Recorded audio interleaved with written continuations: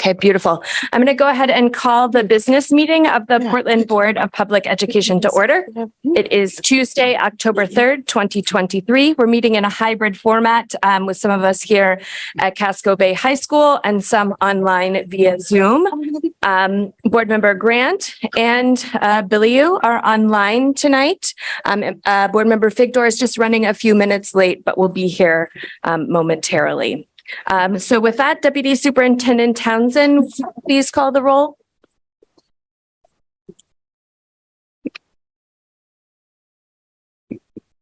Yes, happy to. Sorry, a few adjustments. Let's see. Member Bilyeu. Here. Vice Chair Bondo. Présente. Member Bryden. Here. Member Figdor. A moment. Member Grant. Here. Member Opperman. Here. Member Russell Better. Here. Member Youssef. Here. Member Ellis. Here. Here. Member Hemon. Here. Member McLaughlin. Member Santiago. And Chair Lentz. Here. Thank you, Deputy Superintendent Townsend. And now the Pledge of Allegiance. Pledge allegiance To the flag flag of the United States of America and to the republic for which it stands, one nation, under God, indivisible, with liberty and justice for all.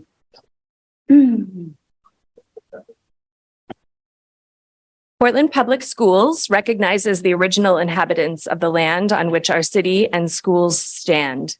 The Wolastoqiyik or Maliseet, Micmac, Penobscot, and Passamaquoddy tribes, known collectively as the Wabanaki Confederacy or People of the Dawnland. We're honored to have Wabanaki children among our students today, and as a district, we are committed to making the past, present, and future of Wabanaki peoples visible in our schools and classroom. And as a reminder, our mission and vision here at the Portland Public Schools, all learners will be fully prepared to participate and succeed in a diverse and ever-changing world. Our mission is the Portland Public Schools is responsible for ensuring a challenging, relevant, and joyful education that empowers every learner to make a difference in the world. We build relationships among families, educators, and the community to promote a healthy development and academic achievement of every learner. We're now going to move on to public comment. As a reminder about public comment, members of the public may speak on any subject related to the operations of the schools, except for the personnel matters or complaints concerning specific employees or students, which shall be addressed through established policies and procedures. If an item is on the agenda, please use the public comment time associated with that item. Comments are limited to a maximum of 3 minutes or 6 minutes for individuals using an interpreter to make their comment. Individuals may not relinquish a portion of their allotted time to another speaker. The board may not respond to comments, and please refrain from responding in the audience. Speakers must refrain from engaging in disruptive conduct, including but not limited to vulgar and or obscene language, threatening others using words or by other actions, using pejorative or discriminatory language with reference to a person or a group on the basis of their religion, ethnicity, nationality, race, color, descent, gender, or other identity factor, making defamatory comments, exceeding the allotted time limits, talking over or interrupting others, offering repetitive comments, and offering comment on matters unrelated to the school district's programs, policies, or operations. I will stop any public comment that is contrary to these rules. To give public comment, please come forward on the podium or raise your hand in Zoom. Begin by introducing yourself with your name and address. We will alternate by Zoom and in person if necessary, and I'll keep the time and we'll raise a yellow folder indicating that you have 30 seconds remaining, and we'll raise a red folder signifying the end of your time.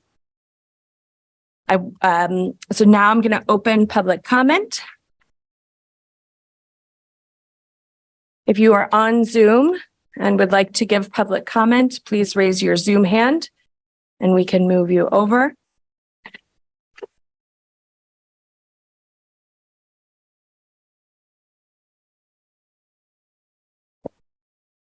I'm a person with a disability. And Really quickly, I'm sorry to interrupt. Could you introduce your name yeah, and where good you day. live, please? yeah, I'm Andrew Capone Sprague. I'm from South Portland.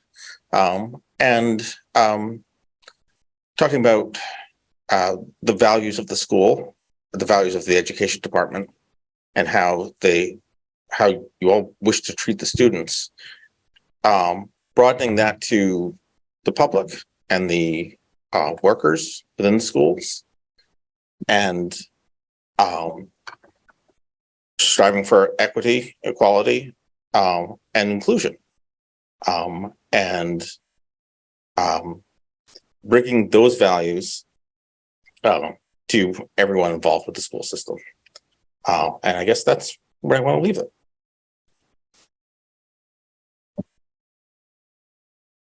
Thank you. Would anyone else like to give public comment?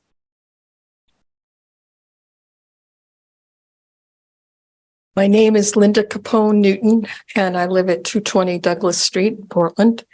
I've been a long time early childhood educator and consultant. I just would reiterate, and having also, when I lived in Auburn, had experience being a city councilor. We, as a public servant, have awesome responsibilities to try to implement lofty goals in very challenging times. I just wish for you folks, for the staff you have, for the children you serve, that each person is treated as an individual, has the support they need to be as successful as they can be. And sometimes that means taking pathways that are actually, it always means taking pathways that are very different than we might be accustomed to taking.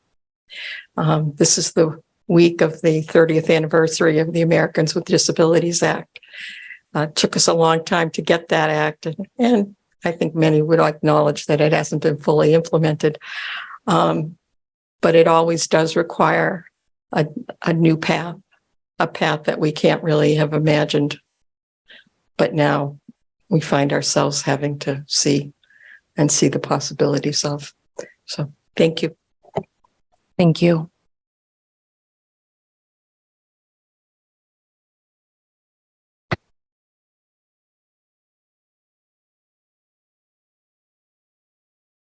Sorry, before I begin, did you admit everybody on the Zoom? Because someone told me they were waiting to be admitted. Yeah, as far as I see, there's nobody, Deputy Superintendent, do you see anybody? Let me No, yeah, there's. double check with you as well. Yeah, there's no admittance. I mean, the link doesn't require any. Oh, they said they were waiting and now they said they're in. So Yeah. thank you. Okay. Yeah. If you don't My- mind starting my time now. Yep. Hi, good evening. My name is Elizabeth Capone Newton, Elizabeth Capone Enriquez. I live at Tucker Ave in Portland.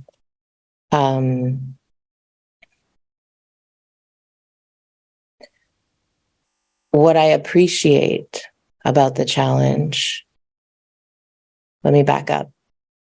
When I grew up in Auburn, and I went to my first city council meeting when my mom was a city councilor when I was 7. And the mayor at the time was John Cleveland, an incredible person, later the president of the state senate. Very humble leader. And, I learned looking around, right? That's kind of like my examples in life early on. And I went to New York City for education. My first job out of college was coordinating an after-school program called Encontrando Nuestras Raíces, Finding Our Roots, for primarily Latinx undocumented students in New York City. And eventually, Julio and I came back to Maine. Julissa was born in New York, and Ada was born here in Maine. And when I went to the city council meeting, they hadn't changed their rules yet about limiting public comment in the ways that are very similar to you limit it now. But what I appreciate very much about public servants' attempts to limit the cry out from below about injustice is that it forces us to speak at a much higher level about what Reverend Dr. Barber of the Poor People's Campaign calls policy violence. Policy violence is the use of the law to inflict impression on people while claiming to empower and care for them. I saw the law invoked today multiple times to hurt someone I love. And, the beauty about it is that every person in the world that has faced this from the beginning of laws, of course, before laws, it was just societal rules before they were formalized. Every person who has faced this injustice cries out from the same pain and has had to struggle to deal with practices of dictatorship and censorship under the guise of what's good for people. This is what we call a colonial attitude, but there's a lot of names for it. I just want to express my deep gratitude for my partner in life, Julio Enriquez, the father of my children. I had one brilliant teacher in college. I had many very smart teachers, but I have had no teacher like Julio Enriquez. The way that people learn, sorry, I'm going to finish this sentence. Yep. To survive. And all I wish for you is that you would open your mind and your heart to that you might have something to learn. Less from me. I'm a messenger. I'm an interpreter. But more from him. So I want to say thank you to everyone in the world going back in time that has struggled and been humiliated by people in power and have understood that they are good inside and it doesn't matter what they say and that everything will be okay. Thank you. Thank you, Liz.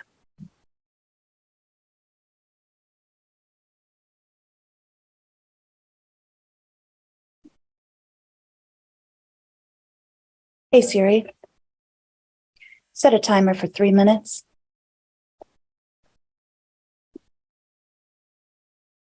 Kwekwe, Enda Louisi Don Neptune Adams, Najao Bunawebskewi, Skijinaweapid, Bakump Dodum. Hello, my name is Don Neptune Adams. I am from the Penobscot Nation, and I am of the Fisher Clan. I'd like to say hello to you all. I see your happy faces, but in the back of your mind, you're wondering when you're going to get out of here, right? Just got here. I am here in support of friends, but I'm also here to talk about colonialism, neurodivergence, herd mentality, societal ills. We'll just see what comes out in the next 3 minutes. Siri's got me here counting down. So I guess we could start with neurodivergence. I was taken away from my home, the Penobscot Nation, when I was 4 years old.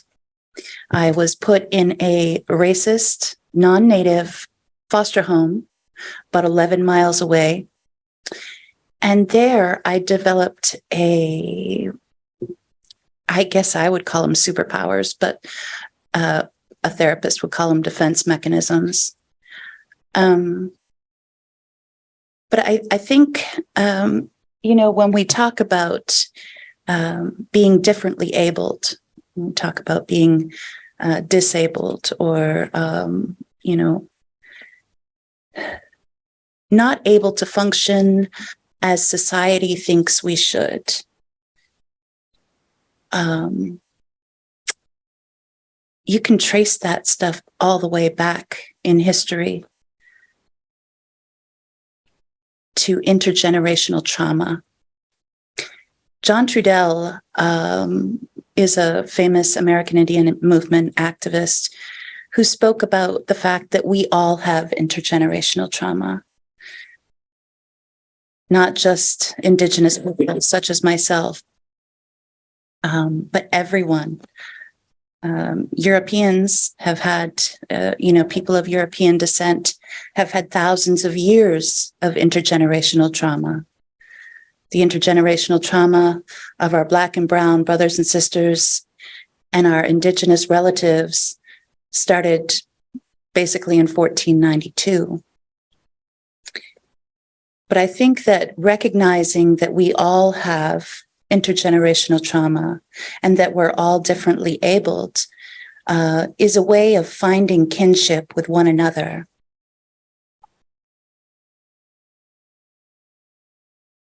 Siri says I'm done. Peace. Thank you, Don. Any other public comment? Seeing none, I'm going to close public comment. And I'm going to move on to my remarks. While it was 80 degrees today, the leaves are starting to fall and the plants in all of our schools' gardens are receding as they produce their last fruits. October brings earlier sunsets and opportunities to learn more about Indigenous Peoples Day and the people who have lived here long before us. I also just want to acknowledge the labor that Dawn just gave to us about Indigenous people here tonight. And also, if anyone is in Bar Harbor, the Abbey Museum has free admission on Monday. It's a great opportunity for more learning. The emergence of political signs in every corner of the city signifies the upcoming election on November 9th, where the city will elect a new mayor, new city councilors, and new school board members. You can get an absentee ballot by calling the city clerk's office or by completing a form online at portlandmaine.gov. And as of today, which is earlier than usual, you can vote early in person at City Hall. We are lucky enough to live in a state where you can register to vote on election day. There are a lot of choices to make sure that you are able to participate in this incredibly important election. Another reminder is to ask that every PPS family complete their household income data form. This year, the district has actually made it incredibly easy to participate by texting or emailing a link directly to you. Historically, this form has been connected to free or reduced lunch. Though we now have free lunch for all, the form is still connected to funding for our district and requires completion to get that funding. And speaking of funding, I really want to remind everyone that the process for next year's budget is well underway. I know we say this every year, but next year's budget is projected to be incredibly challenging because all remaining COVID funding will be phased out and we anticipate continued decrease in funding from the state. We're going to have a big deficit in this budget. The decisions on how we respond to that gap will be incredibly hard. We will have to deprioritize or end some things while doubling down on others. The good news is that our reserves are healthy and we are seeing a continued high level of engagement from our community who are giving input already to this process. Superintendent Scallon is going to be speaking more about this tonight, but I encourage you to get involved early and stay with us as we navigate this with thoughtfulness, integrity, and a clear focus on our students. And with that, I'm going to turn it over to Student Representative Hemond for your update. Thank you, Chair.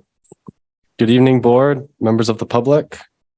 Welcome to the second half of Hispanic Heritage Month. Each morning the past couple of weeks, Portland High has started the school day by highlighting famous Hispanic Americans, including Sonia Sotomayor, Philip Bazar, Sylvia Mendez, and Dr. Ellen Ochoa. PHS hit the ground running this school year, especially the girls and boys cross-country teams, both of which are now ranked first in Class A following the Festival of Champions this past weekend. In other athletic news, the Portland football team has made a remarkable return to Class A, currently undefeated 5 games into the season. The boys soccer team is similarly situated with a 7-1 record this season, and girls soccer player Annalise Collin was recently named a player to watch by the Portland Press Herald. The field hockey team has had a better season than any in recent memory, with this team snagging 2 wins so far this year. And on top of having a great season this year, the girls volleyball team held their annual Pink Out game last week in support of families and friends impacted by cancer, and to raise money for the Donna Bernard Scholarship Fund in memory of the beloved former PHS teacher. As spooky season kicks off, the PHS Women's Rights Club will be screening the Barbie movie next Friday, the 13th, in order to highlight the terrors of the patriarchy. 3 seniors from PHS attended the Olympia Snow Women's Leadership Forum last Thursday, where they had the opportunity to connect with other young women leaders from across the state, hear from and connect with business and community leaders, and of course, meet former U.S. Senator Olympia Snow. Seniors are in the thick of college applications, getting everything together as November 1st early deadlines are quickly closing in. Nearly 100 colleges and universities have already visited PHS this fall, and there are many more to come. Speaking of upcoming, there's a lot happening this month at PHS. The Portland High Math team has their first meet tomorrow afternoon at Chevrolet, and the Shakespeare Club is putting on performances of scenes and monologues from Shakespeare tomorrow and Thursday night at 7 o'clock in the auditorium. For those who like to mark things in their calendars a way out, it was announced a couple weeks ago that the PHS Musical Theater will be presenting Shrek the Musical in January. Later this month, some of the best traditions at Portland will take place, starting with Homecoming on the 21st, and then Spirit Week and the Pep Rally the following week. Spirit Week themes to look forward to this year are Barbie versus Oppenheimer, Culture Day, Music Through the Decades, Aliens versus Cowboys, and of course, Blue and White Day. Between school spirit events, athletics, club activities, and college preparations, fall is an exciting time at PHS, and the Bulldogs are looking forward to all of it. That concludes my report. Thank you. I cannot wait to see Shrek. My kiddo's going to be so excited. And I'll turn it over to you, Superintendent Scallon. Okay, beautiful.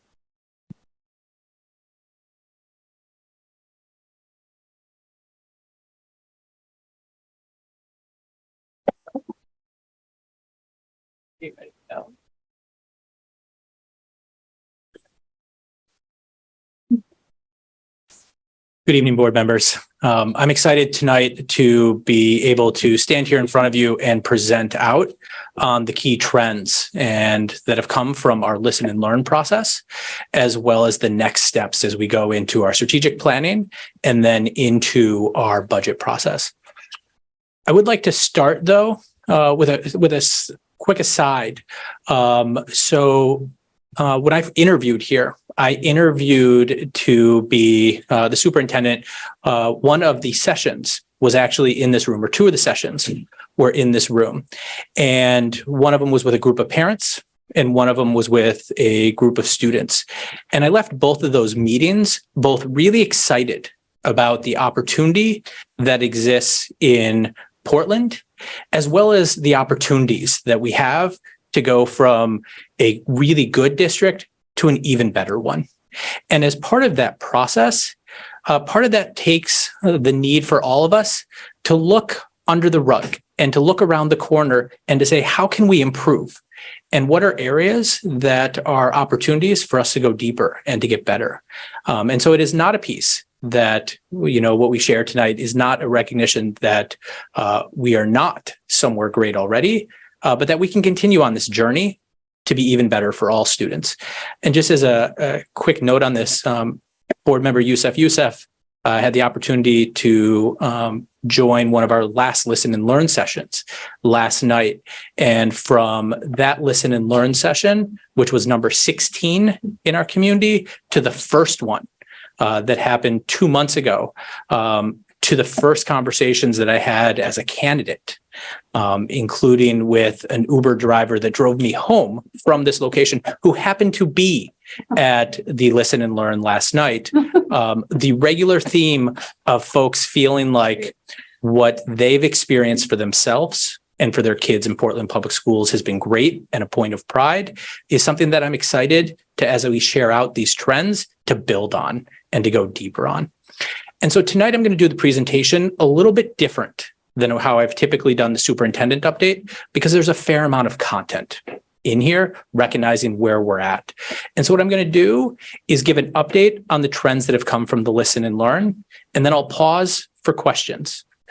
I'll then talk about how we are working to start to address both those successes and opportunities this year, and to share out the priorities that we're focusing on this year. And again, pause for questions and feedback.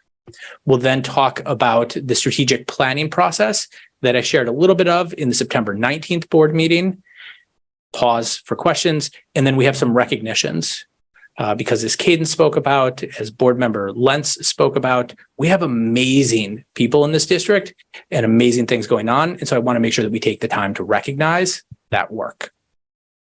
And so with that, I want to start with the update on the listen and learn.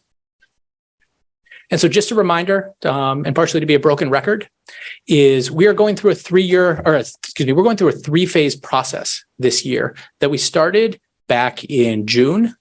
And that is our listen and learn. And from the listen and learn, tonight we will share out those key trends as well as the priorities. We will then go into strategic planning. That is where we will build our goals and guardrails for the next 5 years, as well as the key priorities and initiatives that we will undertake as a district and as a city to hit those goals. And then third is making sure that even in a difficult budget climate, that we are making sure that our budget is aligned to the needs of the district and the priorities that we collectively set and identify. So quick update. I'm getting too old, I think, to read those slides from here. But just a quick update on the listen and learn. And so you know where we're at in terms of total engagement. We've been really fortunate both with the work of district staff as well as partners in the community, including the foundation, to really get a cross-representative section of the city in this feedback. We've hosted more than 16 community listening sessions. Those are the large group ones, including ones that have focused on multilingual families, unaccompanied youth, 2 in partnership with the Portland Housing Authority, with multiple local religious institutions, as well as school-based conversations as well. We've been in partnership with our community organizations and community partners, have met with the Chamber of Commerce and our local business community, and 2 meetings with approximately 40 nonprofits that support our kids across all of our 18 schools.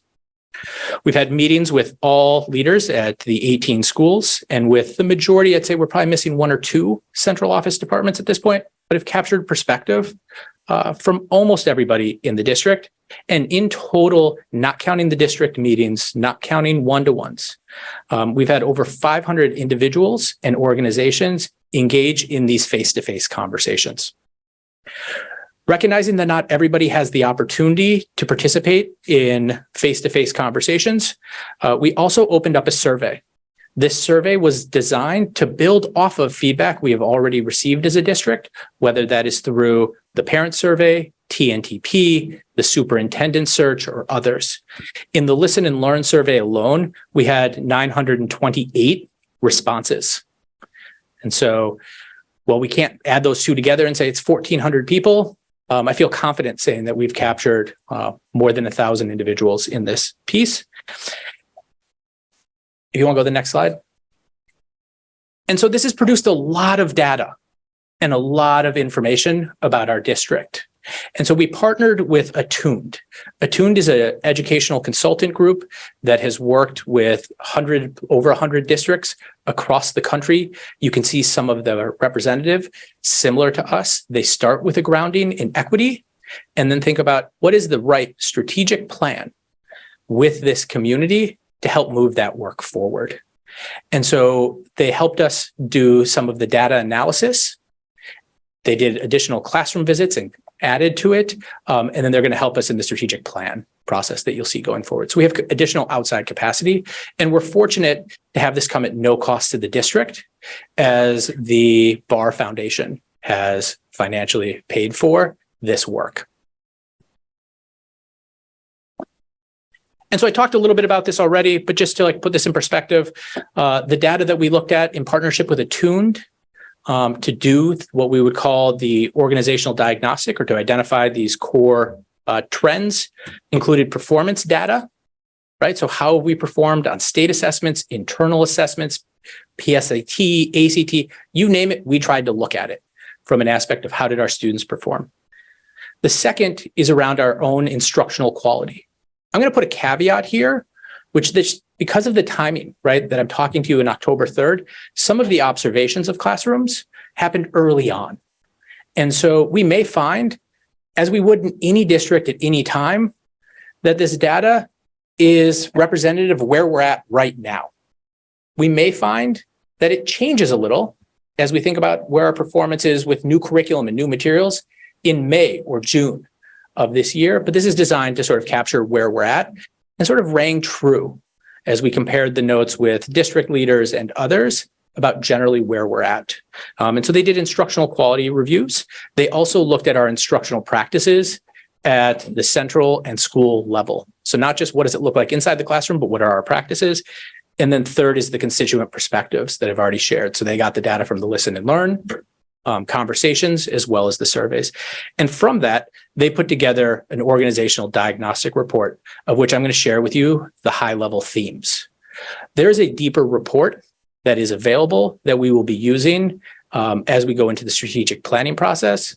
But for everybody's sake, I'm not going to go through all of the slides tonight, but instead we'll talk about the high level themes that come from not one data point, but across all of these and are pretty consistent.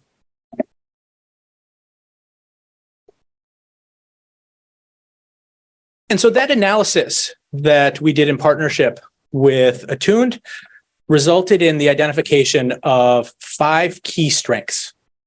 There are other strengths in the district, but when it comes to strategic planning, these were the areas where they felt like would have the most impact and the most success building off of as we go into the strategic planning piece. So this is not to say these are the 5, but this is a piece of that puzzle. The first is that the conditions are there. From their walkthroughs to the, probably 15 or so classrooms I went into in the last 2 days, to conversations in the hallway. Kids feel seen in class, and the conditions for going deeper and even more rigorous are there for our students, right? That initial condition of having classrooms where students are happy to be and they're ready to be challenged and pushed even more is a beautiful spot to be in, and not a spot that actually a lot of folks are going to say, and especially a lot of folks as we come back, after time in COVID and dealing with not only learning loss, but also the social emotional piece of that. If you want to go to the second one, I think for me as a new person to the community, this second one speaks to the work that's already happened around the Portland Promise. And the fact that we as a district have made advancing equity a key piece for both our students and our staff. And they feel like they see that work.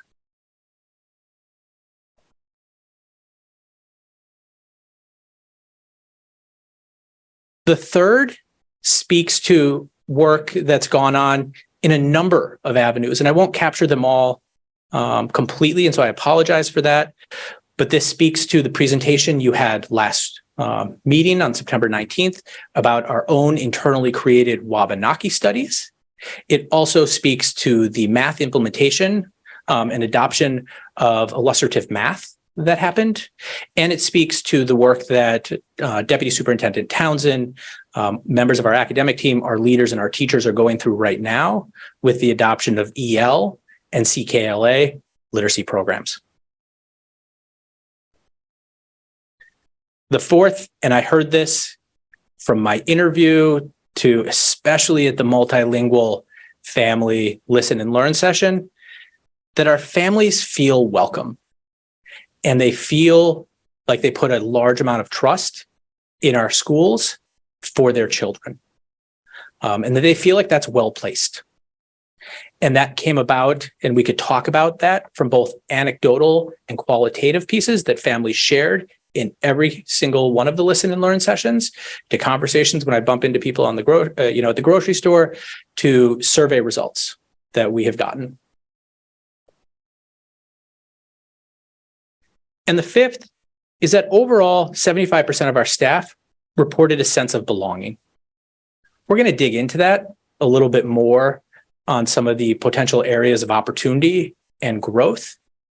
But that I think this speaks to when I go to each school and I have conversations with teachers and our custodial team and our cafeteria team about how they feel about their school community, they feel pride.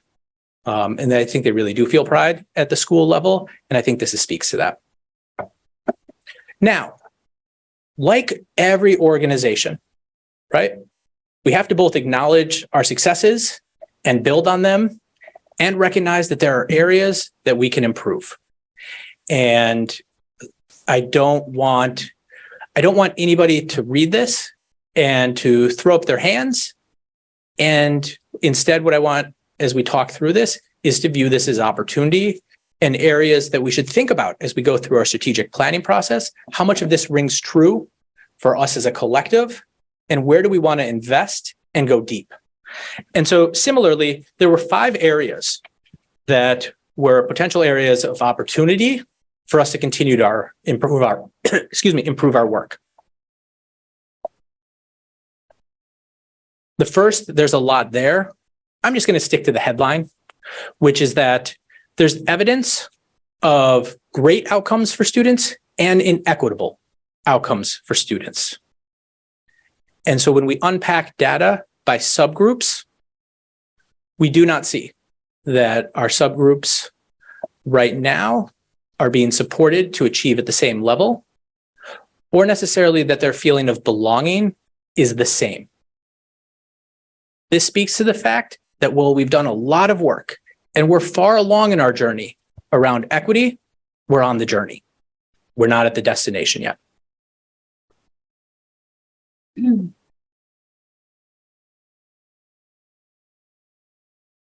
The second piece gets at one of the bullets I shared before, which is, again, that as a district, our staff, our leaders, our central office, we've made progress in getting really rigorous and strong curriculum that's nationally reviewed, that is thought of as best in class, into students' hands. And now, right, the challenge that we all have is how do we help students engage and go more rigorous and more and deeper in the conversations that they have in class, the work that we expect them to do.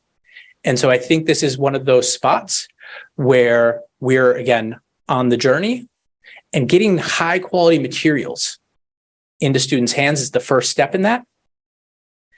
And now it's about going even further. And I would probably contend that this is more about consistent across classes. Because actually, when I talk to families, they often talk about, and I see this with some of my own kids and some of the work that they bring home, that there's high quality instruction. And it's a question about how do you do it every day for every student. And that is harder to do than it is to stand up here and to say it.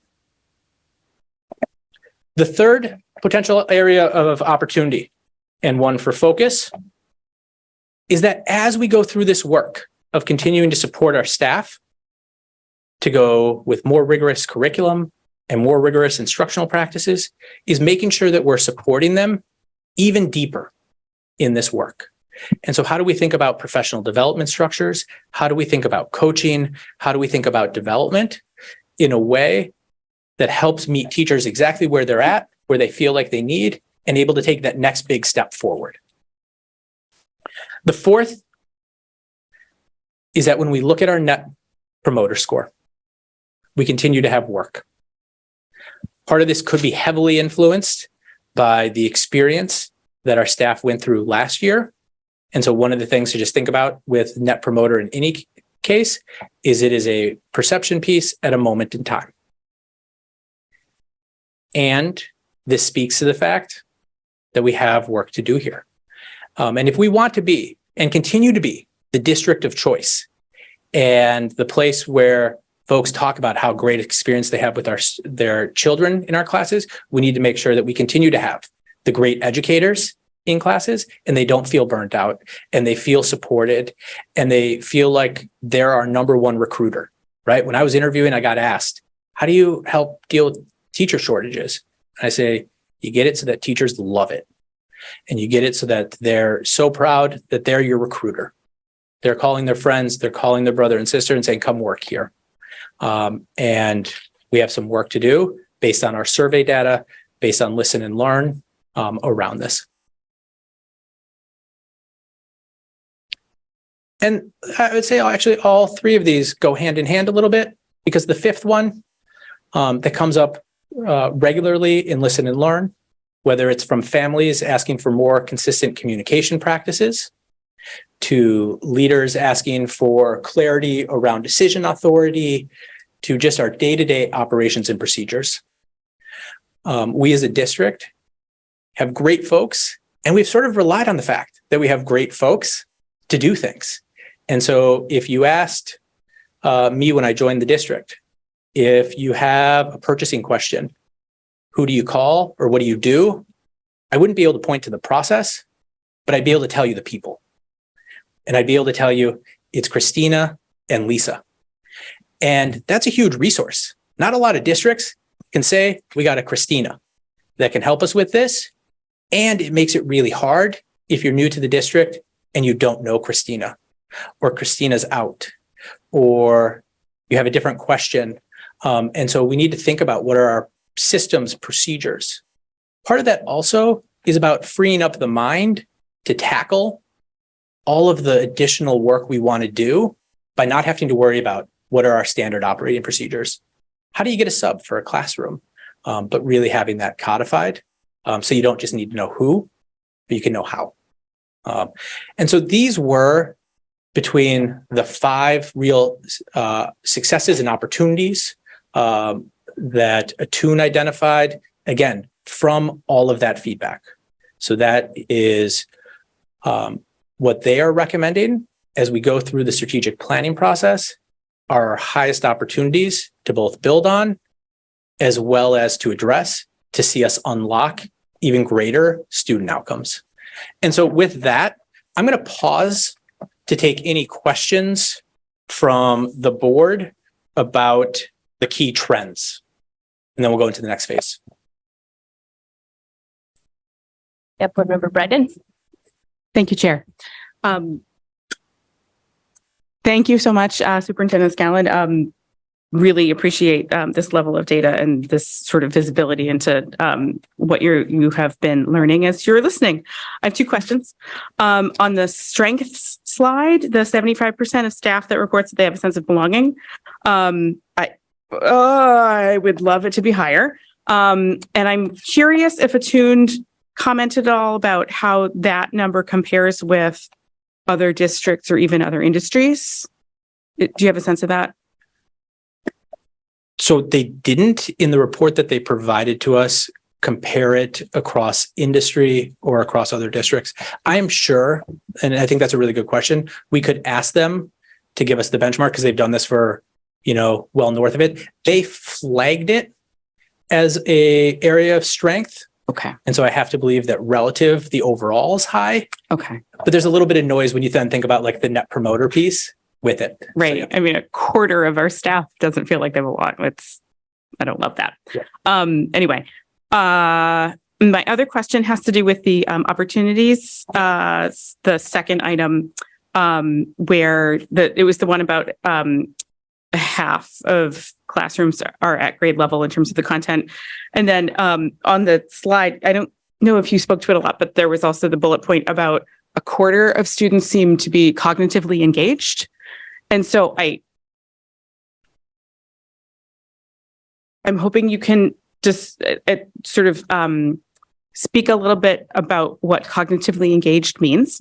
And I'm really interested in how those two things go together. So if we are pushing for more than half of the classroom content to be at grade level, does that mean that there are kids that are going to get left behind and not be cognitively engaged because they can't keep up? And other ways that those things fit together? Yeah. So, I mean, one is I think that just the way that we wrote the bullets on this creates a little bit of confusion, just because it's about like students in the classroom versus classrooms observed versus other. So here's the way I think of cognitively engaged is who at the end of the class period is sweating, right? So who worked, who thought, who wrestled with the question of what's this text about? And in the real measure that usually is not about whether one student did or another, is usually actually about, was it the teacher or the student? And to give you just like an example. So when I was a starting teacher, I would often ask, and I taught middle school math, I would often ask my kids questions and then answer them, right? So the student could sit there and wait a minute and know that I was going to answer it. And man, I got to tell you, like the answers were generally correct. But the students didn't do the cognitive load. They didn't do the thinking that we want to see, right? Instead, what we want to see and what both our math program and our English program pushes is asking questions that what I would call have high ceiling, low floor. So they're open and accessible to students at all levels. And then we have structures that help them then engage where they're ready to engage with that problem, right? And so there's ways that there's extensions that allow students to go deeper, and there's some supports that may allow a student to engage earlier in it, right? That's the open nature of the question. And so what I think we have is two different things going on here. One is a question about whether we are in our practice as we're learning the new curriculum and new materials, if we're really giving students the opportunity to answer the question and be cognitively engaged, or if the way we're doing it. And the second piece is that you can have two classrooms. This gets to the first bullet. You can have two classrooms that are reading the same exact text, right? So in 5th grade right now, if you walked into a classroom, you'd see Esperanza Rising. And you'd see them reading it, talking about it, and generally like enjoying it. In one classroom, the teacher may ask the students to retell. What did we just read? In another, with the same book, they may look at a poem that speaks about a parallel experience and to talk about how those two texts are different and similar, and authors like tone, all these different pieces that push it to be from just about the text, which may be a lower level, to something that's at a much more difficult level. And again, that can be done in a way that has a low floor, high ceiling. But there are times where, as you're learning new material as a teacher, figuring out that exact right spot to sit the question and to sit the task can be hard. And so that's what I think those two are getting at. So just to sort of restate and make sure that I'm understanding, when I saw that bullet point about a quarter of the students being caught, it did not mean that 75% of students are staring out into space. Like there's lots of learning going on, and that was a very specific data point that I didn't fully understand, correct? Okay, thank you very much. Thank you, Chair. Mm-hmm.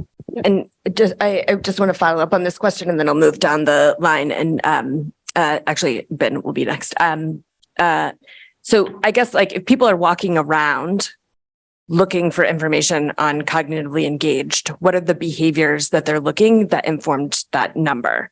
Because you can't see them thinking. I mean, you kind of can, right? Like, but what does that look like?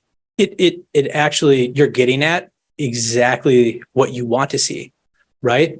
So, for example, if I asked you all to right now just think in your head about how I'm doing this presentation, right? Some of you may be thinking and have feedback ready for me, right?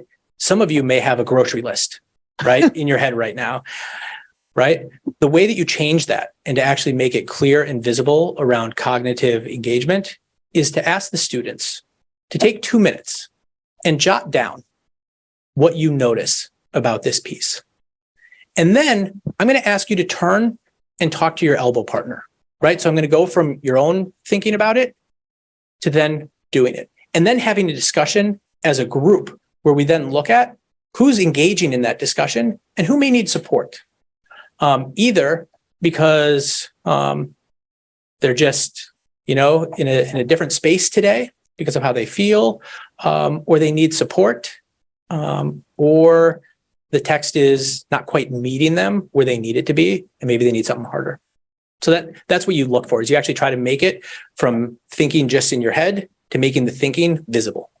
That's really helpful to understand that it's both like on the individual, but also as the collective classroom. Board Member Grant, and then we'll move down to Vice Chair Bondo. Thank you, Chair.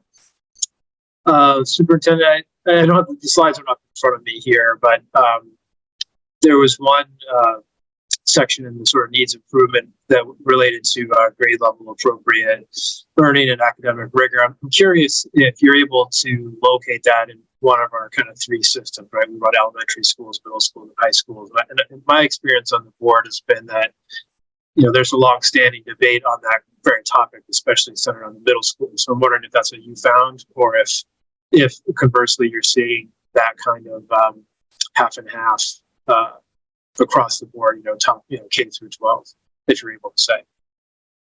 Yep. So I appreciate the question.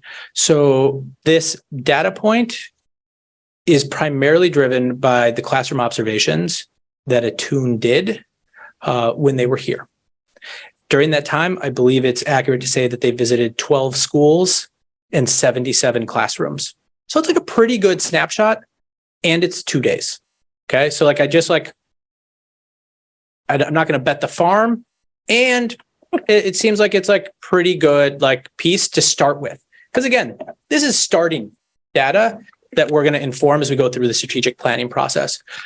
We will be able to provide you a deck that breaks that down. But I think it is fair to say that based on their analysis, the trend matches with what you just shared, which was that where there was more opportunity to improve rigor and grade level material and access was at the middle school level, and less so at the elementary school level. Thank you. Thank you. Vice Chair Bondo. Thank you, Chair. Thank you, Superintendent, for the presentation. I have two questions. On the first one is on the survey, and I don't know if we have the survey, but just try to understand the landscape of the demographic ways than we used to get those surveys, because I look at the number, it's like a 950 we get responses. So how we have people from the bilingual, did we translate that, and how did we collect that? It was just a multiple choices answer, or it was just yes or no? Just a little bit about the survey. Yeah, so let me first say the headline that gets at it and why it was really important to triangulate it with other data. Despite efforts to push the survey out as wide as possible, including translation, including through our multilingual team, including at the school level, the survey is not representative. The survey is majority staff, students, community members who identify as white. And so I think that is one of the things that we need to, as we go through the analysis, consider. But we did translate. We did do the same type of work we've done with other surveys in the past to try to help increase participation. It's also why, and not that this is a complete replacement, is why from the listen and learn focus groups, we were intentional about centering members of the community that weren't represented in that survey response rate. Mm-hmm. And so if you actually look at, and we didn't track it, but we could have, but I think it's fair to say that our participants in the face-to-face listen and learn skewed the other way. Okay. So that means if I understood is that what we have built as a strategy, as a combination of those two outcomes, I mean, from the survey and also from the learning from the different communities? Yeah, and I'd go a step further. Okay. So I think there were three broad buckets that were used to inform the trends that I just shared. The first was around student performance outcomes. Right. So that was everything from state tests to internal assessments to federal and national tests. So that was one. The second was around observation of instructional practice inside of school and inside of classroom, as well as when we provided them with a number of artifacts and practices that we do so that they could provide feedback on it. And then the third was what we called constituent feedback. And constituent feedback was very much getting that understanding of both what did we learn in the listen and learn and what is in the survey. And I don't think there was a weighting of the survey over. I think what the survey did was to help provide some quantitative pieces to hundreds of pages of qualitative notes. I see. Right, thank you. So my second question, just to follow up what you just mentioned, is on the key priorities here in the classroom culture positive ways. So I don't see anything on the restorative justice. Do we see that one as a priority as well in the classroom culture aspect?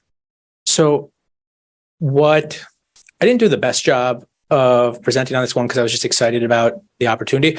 This was designed to be about what's the current, okay, not what is the priorities and the key actions and initiatives that should live in this year's work as well as the next 5. Instead, it was to tell us what areas should we address within that.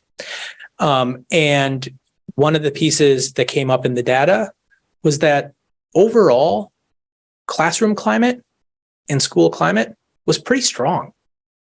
And there were areas where it was uneven.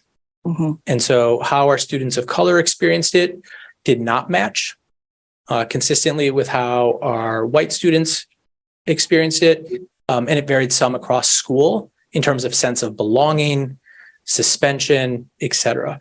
And so I think that there's a question that we're thinking about in terms of this year's priorities about how do we particularly support to continue to build on some of the successes last year around climate work with middle schools, right, and have it grow. Right, thank you.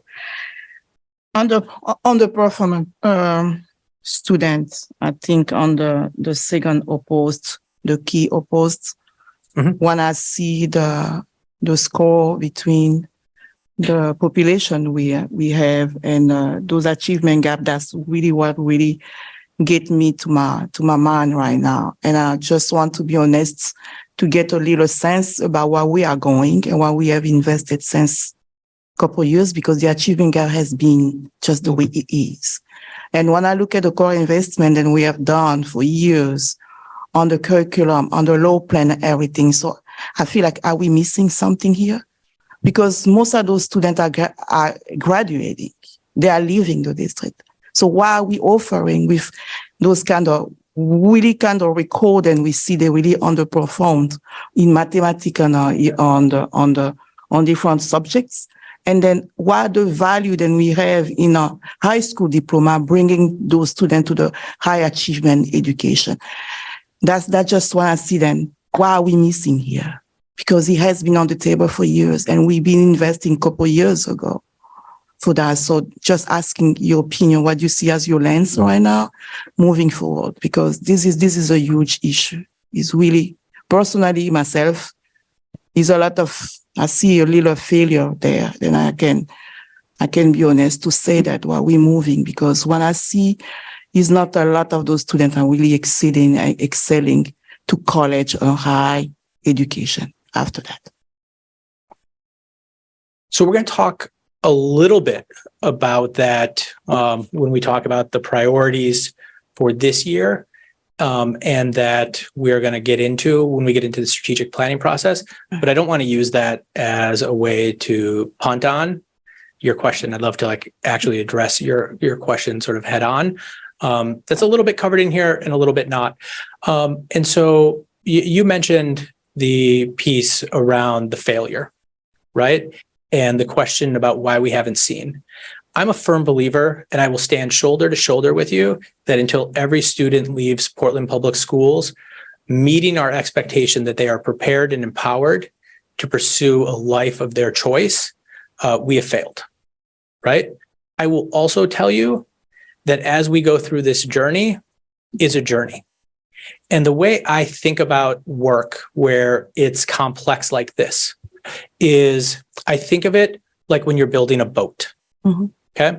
So if you're building a house, just to play out this analogy, and then I promise I won't do any more metaphors or analogies the rest of the night. When you're building a house, right? And you're thinking about exactly what your house needs. if you miss you miss the door on your upstairs bathroom, right? You can still live in the house. You can still have a great house. You can still have a great living experience, right?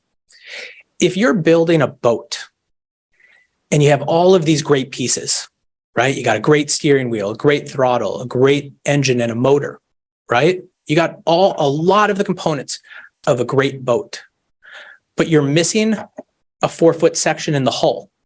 Your boat's going to sink. And I think that's actually the challenge in education is sometimes we think about it as though we're just building a house. And so if we just add this one piece, if we just make sure there's a door on the bathroom, the kid will show up to school every day, the kid will learn every day, right? And what we're not realizing is that it's actually a boat and that we can have all of these great pieces, but if it's not meeting everything that the student needs to be successful, we haven't yet done our job to where we've ensured that students are successful. And so I don't think we have a complete boat built yet in Portland. I think we've made progress, and I will stand behind the choices around the math curriculum and the English curriculum, because part of having that really great boat is making sure that students have grade level, rigorous curriculum and materials in front of them. Another part of that is about making sure that students can get to school every day consistently, right? There are things where, because of the size of our city, the challenges of our city, the nature of our budget, we can do parts of that really well and parts of it not great. If you live more than 2 miles away, if you live under 2 miles away, and you're a middle school kid, right? So we're talking about rigor. If you're a middle school kid and you live under 2 miles away, we're asking you to walk to school, right? And we're asking you to walk to school in the middle of the winter. And if you're a 12-year-old and you wake up and you're tired and it's dark outside and it's cold and rainy and you have to walk to school, are you going to walk to school, right? And those things, well, they sound like maybe not a big deal, and maybe we should ask them to walk to school, and maybe we face that challenge ourselves. We got to realize that those challenges fall inequitably across race and across socioeconomic. Because my 7th grader, my personal one, is going to end up with a ride to school, right? Now, truthfully, he likes riding the bus. That's a whole different story, but that falls differently. And so I think that as we go through this conversation and as we go through the strategic planning process, the piece that I need us to ask is our plan actually building the boat? And is it building a boat that we don't just have a couple of nice pieces, but that we actually have something that floats? And so I stand behind the curriculum. I actually don't think we have data right now that tells us on a day-to-day basis about how our students are doing. I don't know that we have our resources fully aligned so that students get at a truly inequitable level what they need to be successful. And I think that I'll get off my soapbox here, but I think that those are challenges that we're actually going to have to truthfully and be honest and address as we go through this strategic planning process and as we go through the budget process. And I don't think that's a question of, us versus. I think that's a question about having a boat that gets everybody there. Right. Thank you. I'm done, Chair. Thank you. Thank you, Board Member Victor, and welcome. Glad you're here. Thank you, Chair. Thank you so much, Mr. Superintendent, for this presentation. I think it resonated with me so much, both based on my time as a board member and also as a parent in the district. I see real truth in what you presented tonight. Again, wearing those two hats and seeing how those two hats come together. So just really appreciative of the work. I shared Ms. Bondo's question about restorative practices. I guess I'm still not completely clear of why we looked at student academic outcomes, but not at discipline data. So I just I heard your explanation, but I don't fully understand that. And then my only other question is just this presentation. I definitely want to make sure I have it. and it's not currently in board docs. So super easy, but can we upload it to board docs? Thank you so much. I'll take the easy question first. Yes. On the question of data, actually, I think that this is the challenge of figuring out the right grain size for this conversation tonight. The analysis did include looking at discipline data, as well as things that got at sense of belonging and students' feelings about school. That was all included. I think that in the spirit of trying not to have too many areas to build on and too many areas of opportunity, in that case, it may have fallen into the middle. It may be something, and this is like the joys of having a consultant give us feedback and then us getting to choose what exactly the strategic plan is. It may be something that we choose to elevate because of the importance we place on it. And I think that that's part of the conversation at the strategic planning level. But the slides, that the full deck with all data that will be available October 17th, we can share with you. The draft I have is just not very pretty right now. And so that's the holdup. Board Member Opperman. Thank you, Chair. Thank you for all of this presentation and for all the work behind it, for everyone who put all that work into it. In the data, you don't have to say specifically, but was there any clustering of the data by school or by grade? For example, cognitive engagement or teacher belonging. You don't have to say particularly, but was there any that showed up in the data that you know of? Within all of the data, I think the thing that's the challenge is we have, I don't think it's an understatement to say 10,000 data points and trying to figure out like what are the right ones to elevate to this. But yes, we did see trends that talked about, and Board Member Grant asked a little bit about this, that we did see that grade level and cognitive engagement was higher at the lower school than the middle school level. But we could, and we do have data that looks at it across school. We were sort of very intentional with this, that this was designed to tell us at a system level. Yeah. And so in that way, we did not look at and did not choose. And we're really sort of explicit about not doing it at the teacher level, because I think the work that we're doing as a collective is really trying to figure out at the system level, but it is helpful to know based on grade band, as well as school. And we do see differences within the schools. My second question is, and I think you have answered it.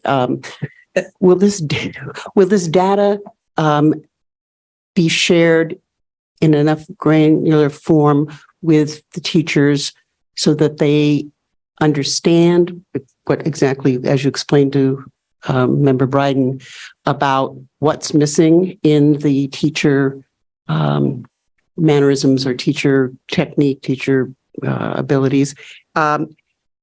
And in doing that, are we looking at systemic practices so teachers have the time and materials to reflect on what they hear? I mean, you can tell them you're doing a bad job or tell them you're doing a good job, but to have to think about what they are doing and really bring it to point is important, because I agreed with Vice Chair Bondo. There's too many holes, too many students that are sliding through the system, and sliding through the system is exactly what they're doing. So I want to be careful in the answer to your question, right? So one is I want to take a step back, right, and really put an emphasis for a second around the human connection and the conversations that have happened throughout this process. So it is not an exaggeration to say that more than 500 people sat around in circles and talked about their experience. And I think that every single person, without a negative to it, spoke about positive experiences, and spoke about great experiences that they have with their teachers, with the experiences that their kids have, right? And, I got a picture today of my 5th grade daughter and her 5th grade teacher, and the biggest smile. And this is from a girl who's been anxious to go to school since we moved here.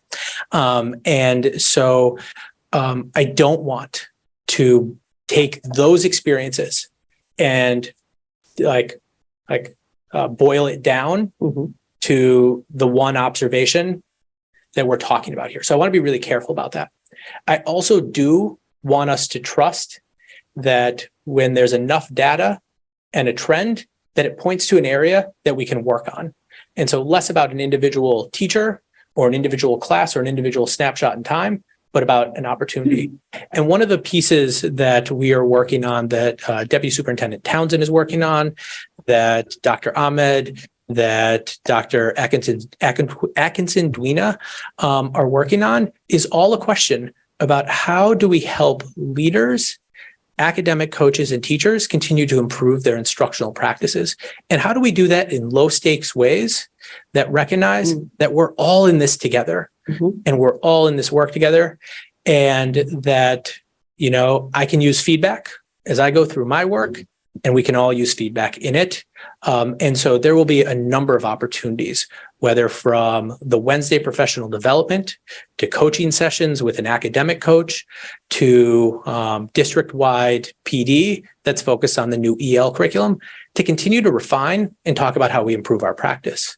So my intent, Deputy Superintendent Townsend's intent, I think collectively the 1,500 people in the district, is not to sit back and call balls and strikes, but to continue to talk about how we can be better pitchers.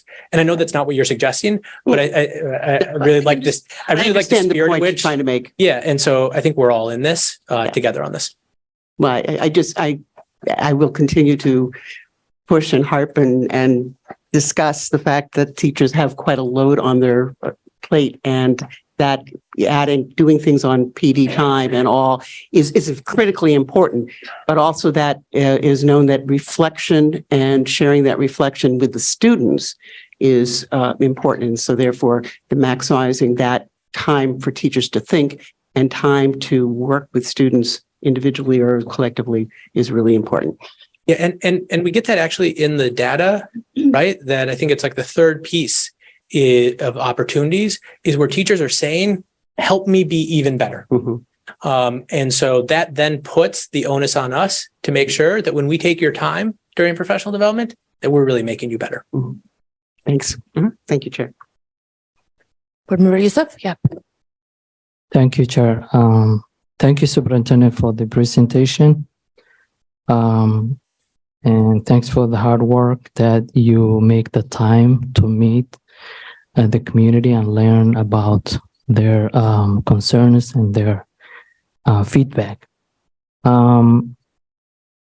Question I have is the BOAR Foundation, you said they paid the consultant. Is that one time or something that we will be able to use in the future? So we actually have an engagement that I'm going to ask Deputy Superintendent to talk about in a minute, because he can talk about. There's multiple prongs to it, and it shows up in a couple of pieces of work. And so maybe, Aaron, you can talk about that. Yeah. So the BOAR, excuse me, the BOAR Foundation is an organization based out of Boston. We've actually had a relationship with them since before I joined the district. So they explicitly in the education space support high school work in the broader New England region. So they focus regionally. So we've been kind of grant recipient from them since I think at least 2018-19, if not the year prior. And it's had various iterations as it supports, our some of our work around high school, and that's expanded over the past couple of years as we've been partnering with them and with Attuned to think about, what it takes to get students to be prepared and empowered, and not only the work that we're doing at high school, but more broadly. So the engagement this year kind of has three areas. So one is the strategic planning process. The second is in supporting around the strategy around the literacy curriculum adoptions so that we can ensure ensure students are matriculating up into high school with the kind of skills to graduate prepared and empowered. And the third has been around focusing on the middle school work. So both culture and instruction at the middle school level. So, so it's taken a little bit different form over the, over a number of years, but we've had that relationship for a few years. Thank you so much. I'm glad that we have mentioned that the survey doesn't represent most of that's a good recognition. I hope that we will discuss that in our priority setting because it is a long waiting need that the community needs to be heard and listen. And not only we're expecting them a complaint, but we are learning from them, and that will make our work easy. Thank you so much. Thank you. Any other questions from the board? I just want to say the boat analogy really resonated with me, both like on an individual student level, each student being a boat, and how without that bottom, they fail, right? But as a larger district, as a boat, we're failing our district and our community without that bottom. And, I think over the last, year, and as long as I've been in the Portland community, these are all things that I've heard about the district. Like, I don't think there was anything that was like a big surprise on this list to me. But at the same time, there's so much that just made my stomach sink, and just so much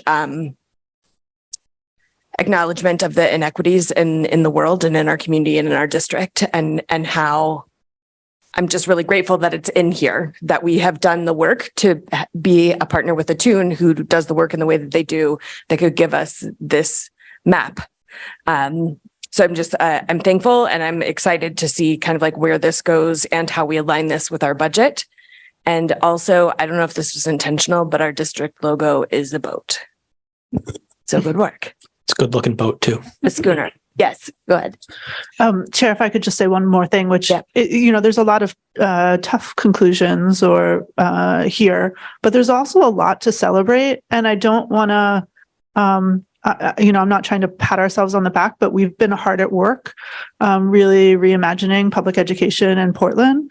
And we've, in terms of the strengths that the superintendent laid out, a lot of what we've been working for is embodied in those strengths. So let's, we have a lot of work to continue to do. As the superintendent talked about, what we're trying to do is incredibly complex, but we're really, I know I was buoyed by seeing some of the initial conclusions in terms of the strengths, because that's what we've been working to try to do. Right before I joined the board, there was not clarity in terms of, 6 or maybe 7, 8 years ago, there wasn't clarity in terms of what we were trying to do as a district. Now there is, and a lot of it is borne out in the strengths that were presented. So I just want to acknowledge that as well. Mm-hmm. And certainly every student were, students who were not meeting their needs, that's urgent. And so we have to get there. But there is, I think there's a real silver lining in this presentation as well. Yeah. And just to be clear, my comments were not to negate the work that has already been done. Like I mentioned, I don't think we could be here had that work not taken place. So just want to be really clear about that as well. I think we're ready to move to the next section. Let's go to part 2. So I previously shared with you the 5 areas of wonderful success, as well as 5 areas of opportunity that Attuned, through their data analysis, recommended that we focus on. These 10 areas, we all feel a burning sense of urgency to solve them tomorrow, will not be solved tomorrow. And so we are going to go through a 5-year strategic planning process to do that. And we can't wait for the end of that process to continue this work, right? And as Board Member Figdor said, we really need to, and I will work on this myself as well, think of this as the continuation, not the start, not the end, but the continuation of. And so what I'm going to show you in a minute should look familiar to members of the board.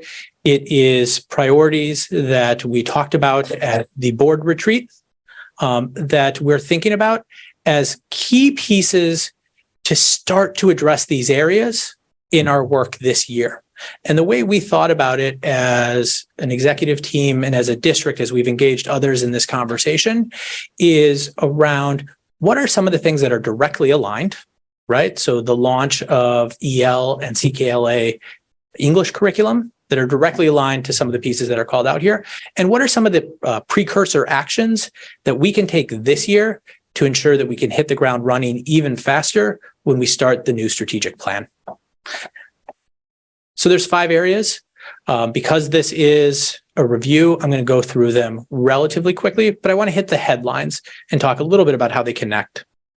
So the first speaks to the fact that we are one team as a city, as a district, as a group of schools with common goals, mission, and values. Within that, we talk about 3 areas of initial work. So the first is, as Dr. Ahmed and Dr. Atkinson Dwina come into the district, how do we think about leadership support? There's no harder job in this district than being a principal.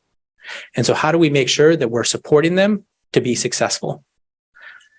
Hiring, we know that we have made tremendous progress, and we'll look at that in our next board meeting about continuing to be more hired and with more representative staff. We also have work to do on that. And the third gets at something that board member Youssef mentioned, and that was a trend across our listen and learn, was around communication. And so this is about how do we communicate with families in a timely manner with the information that they need, and that it allows us to get two-way feedback from all members of our community. And so really thinking about what does our communication look like. The second area is that we're going to grow our capacity to build a stronger boat and to ensure the achievement of all students, starting with historically marginalized students. We know, we've talked about as a collective, that we need to rebuild and reestablish our data team so that we know where our students are every day, and that we're able to talk about and use data to inform our practices.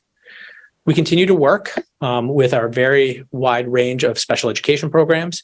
And last year, the board passed the resolution, as you are all aware, around ESOL certification and continuing to support all of our staff. And so really starting that work and thinking about how do we offer those opportunities to our staff that are ready to take that leap right now. We're going to continue the equity training that, based on the listen and learn feedback, the trends, has had some traction. And so we'll continue the equity training for leaders. And then the last piece is a presentation this evening is going to talk about the work that our secondary team has done with the community around the profile of a graduate, the profile of a school that helps us achieve that. And so thinking about that high school of the future, of how do we continue to improve and look at a bold future for our high schools. The third area is around continuing to build our work around challenging, relevant, and joyful education.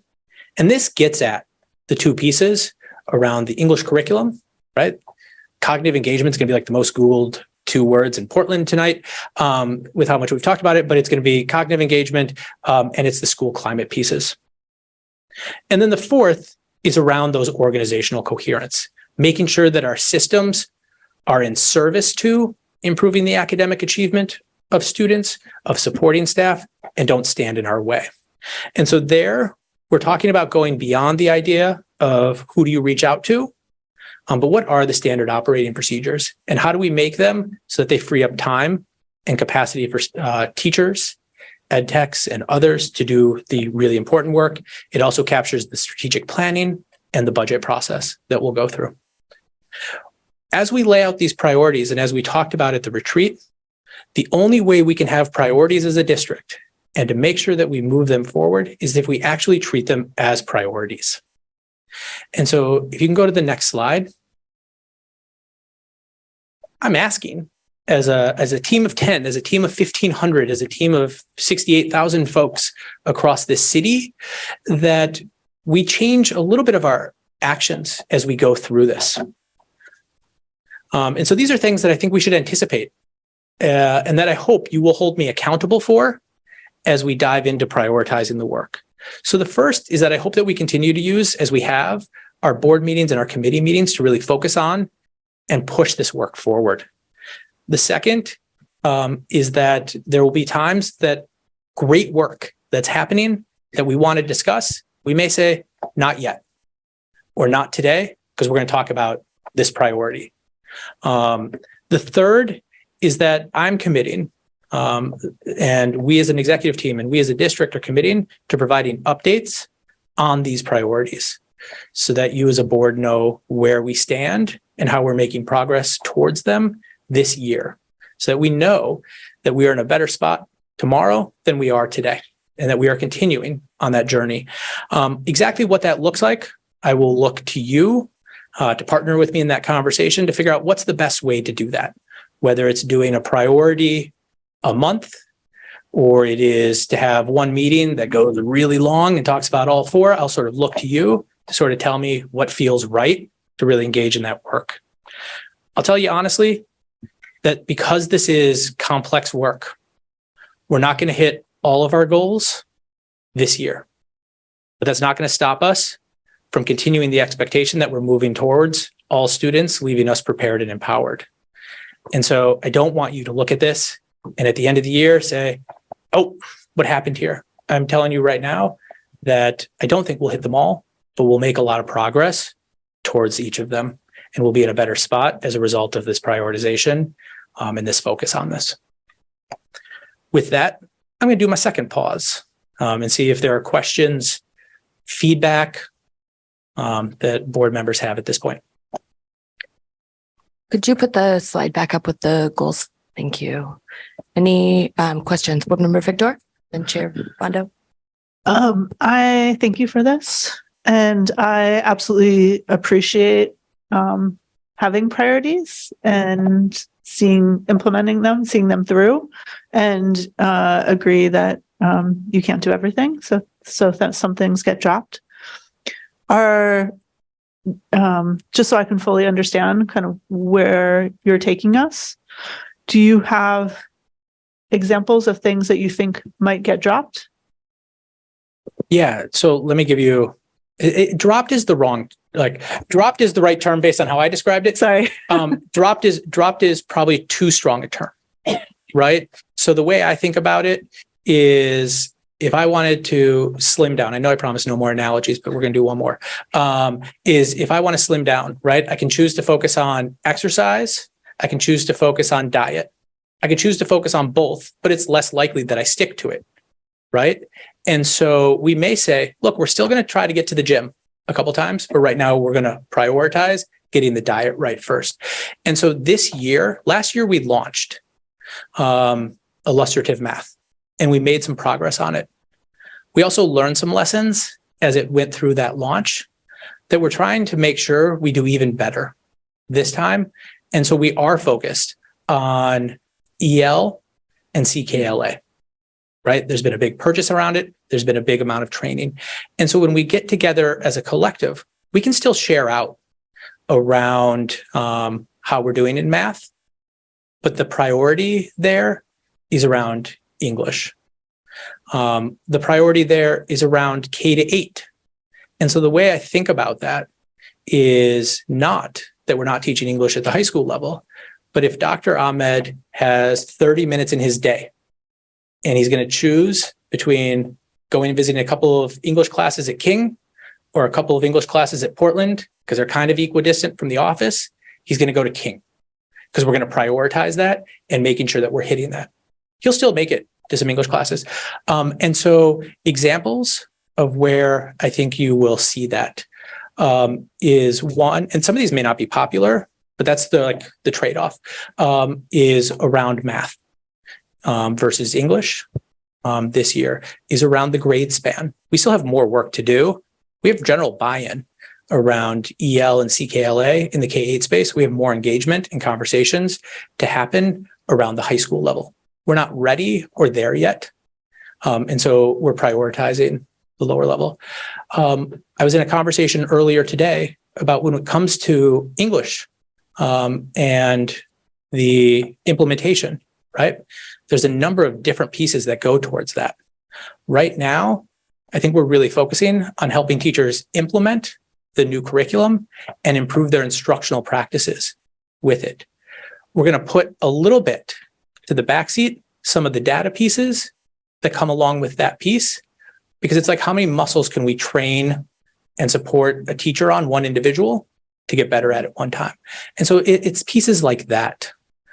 It shouldn't be something, and please, if it ever happens, you should be like, that's not okay, is it shouldn't be that a fire continues to burn and that we don't address it. But it will be that the part of the song, the priorities we're focusing on, will get more attention. Thank you. Those examples were incredibly helpful. Appreciate it. Vice Chair Bondo? Yes, thank you, because those examples just answer most of my questions. So I'm so glad, because I know that we have some foundation already built on that, then we can try to achieve something for the end of the year. So you already answered to me. Thank you so much.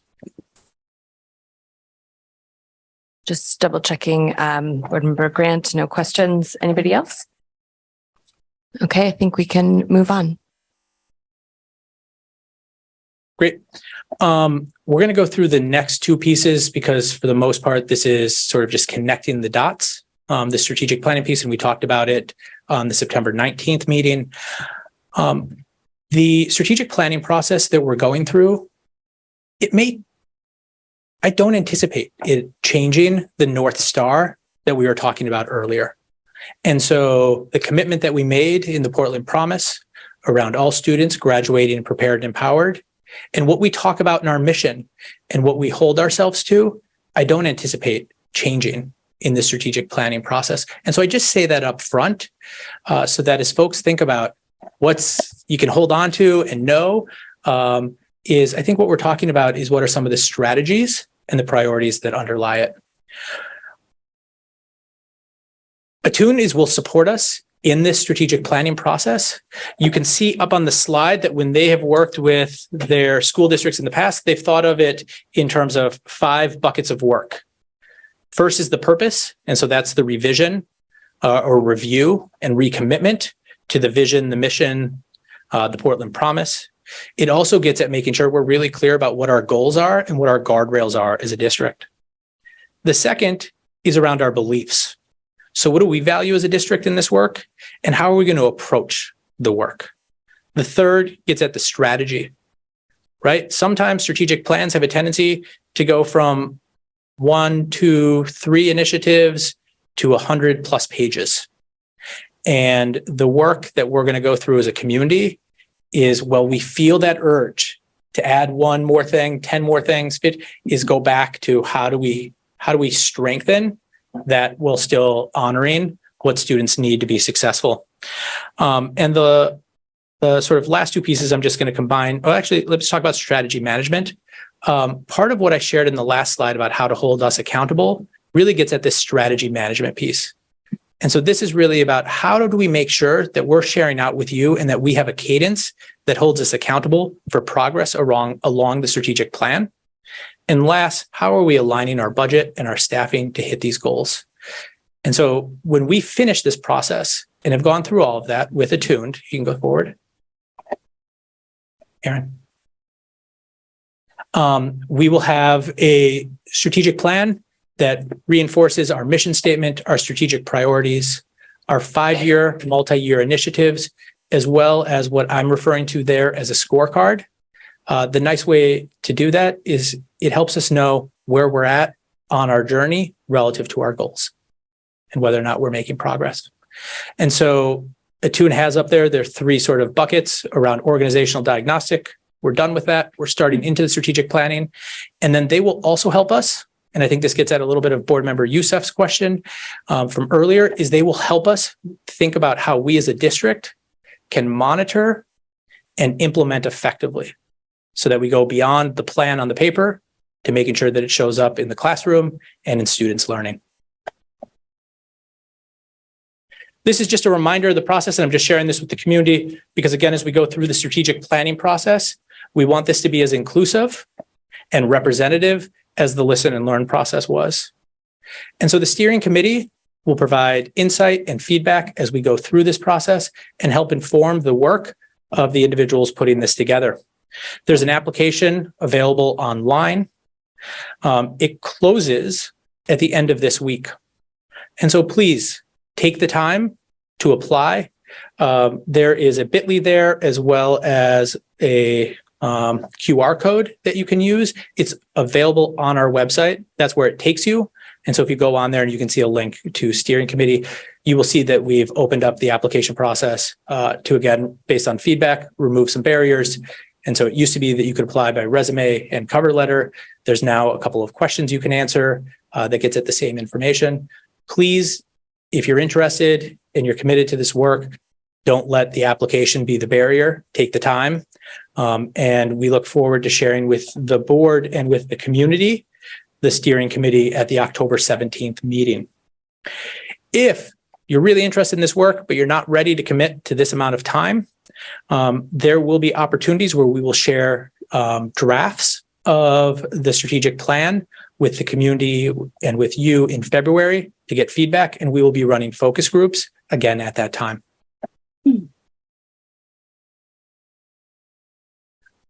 Because that's a review, I'm going to keep going on and sort of bring it to a conclusion.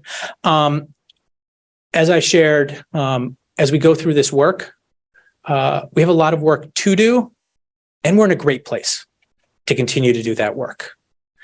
We have the right folks. I think we have the right energy and the right community commitment to it. And I think we're at the phase where it's continuing to acknowledge where we're at and to dig in deeper. As we do that, I want to also recognize that every meeting we have things to celebrate and to shine a light on. Aaron, if you can go forward to the next slide. Thank you so much on that. Monday was National Custodian Appreciation Day. And so you can see some of our teams. I would say they were hard at work, but they definitely took advantage of the moment to pose.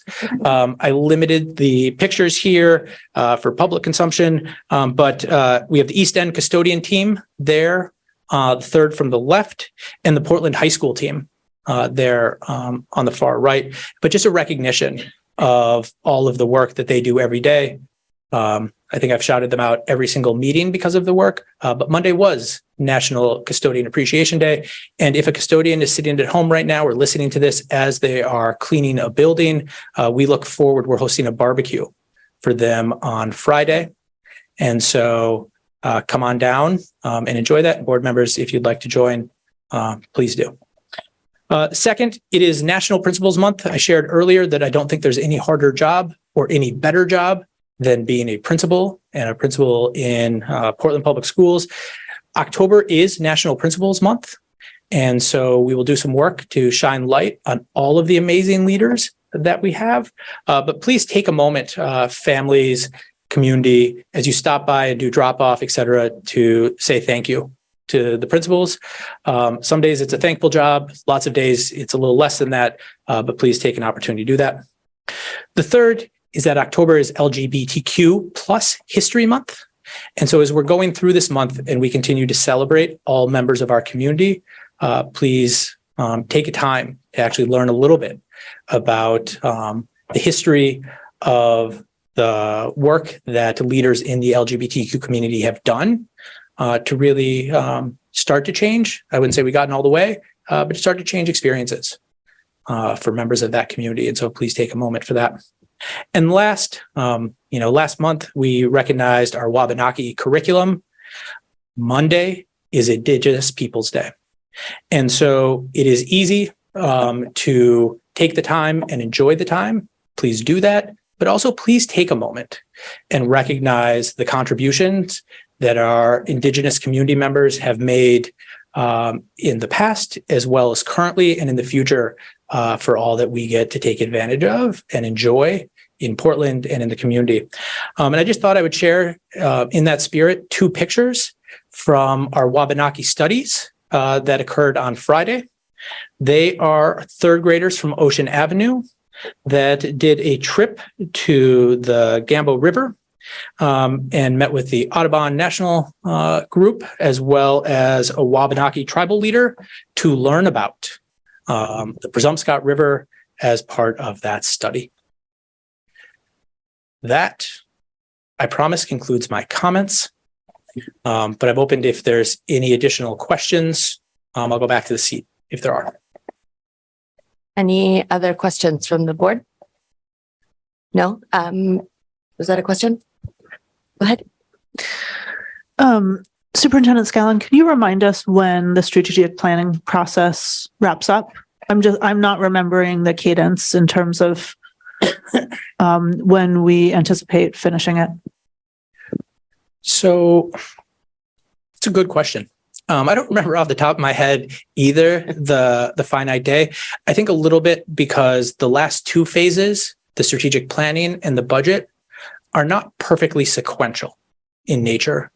And so the work that we're intending to do is really get to a spot where we have a solid draft of the strategic plan in February, and that we're finishing up sometime in late, I think, March, early April. But obviously we'll have picked up the budget conversation by then. And so just the nature of the timing, but probably all processes, it'll be a little bit of an iterative one and a conversation back and forth, which I actually think is good. Right? It's better to have the budget as part of this conversation than to land a strategic plan and then try to figure out the budget. Also, just to be realistic about the bandwidth that the budget takes up. Yep. Thank you. Yeah, great. And I would just ask all board members to share the strategic committee link with on social media if you have it, or just with people in your districts, so that we're getting that out to as many folks as possible. I'm going to go ahead and give us a 5-minute break. That was a lot of information. So let's reduce our cognitive loads or engagement for 5 minutes and come back at 7:50, please. All right. So up next, we have the portrait of a graduate and high school of the future planning. Super excited for this. Deputy Superintendent, do you want to we're up right now? give context? Oh, no, I just totally skipped all the other things that we're supposed to do. It'll be very quick. Stay up here. But I forgot that there's like the business meeting pieces. Too much cognitive engagement. All right. We have report of the secretary first, which is, let me find it. So we have the notes from, 1 second. Yeah, consideration and action to approve the meeting minutes of September 19th, 2023. Are there any corrections to those meeting minutes? Okay. Seeing none, then those minutes are approved as distributed in the agenda. And then we're going to move along to consent items. Great. Under Board Policy KCD, the school board accepts by unanimous consent contributions made to the school district of durable goods of significant value and of symbolic importance. As required by policy, all of the donations are listed in the board memo by name and donation accompanying this item. Our practice is that each donor receives a written contribution acknowledgement expressing our heartfelt gratitude and for their tax purposes. So with that, I would like to thank the many contributors to the Portland Public Schools, including Dr. Crystal Zagwin of Portland Chiropractic Neurology, who donated school supplies and backpacks for the students at Gerald E. Talbot Community School. These are all donations to Talbot Community School. Stevens Avenue Congregational Church of Portland, donating teaching supplies, student supplies, snacks, and backpacks for students. And Michael Seed of Barry Dunn in Portland, who coordinated their donation of backpacks, school supplies, art supplies, copy paper, and snacks for the students. Additionally, would like to thank Robert Shaddix and Sarah Emerson of Portland, who donated an electric bass for use by a student for band, and Kevin Mitchell of Rink Advertising of Lewiston, who coordinated the donation of Dunkin' Donuts gift cards for the teachers of Portland Public Schools. So with that, I'd like to thank those many contributors. We're very grateful for the support of our work. Thank you. And now we're going to move to the portrait of a graduate in the high school of the future.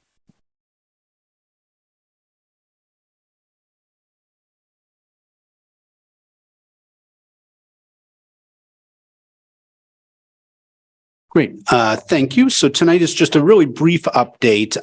We spoke at length at the end of June about the update of the work. So we have just a couple of brief updates to share, certainly as this is a priority, as we just named, but wanted to take a moment to acknowledge kind of the arc of the work that'll be moving forward this year. So I'm very glad. Bring our presentation up in just a moment, but super proud to have Pamela Atunu, our Director of Secondary Access and Outcomes, with us here this evening to help lead the presentation.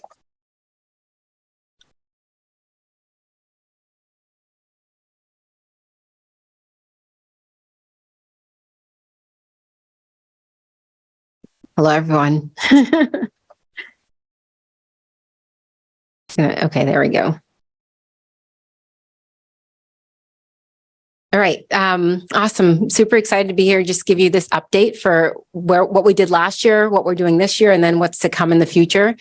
So last year, if you recall, we were in the understand phase where we grounded ourselves in a common understanding of like where we are, looking at data, and then really mapping out where we want to go, creating the vision.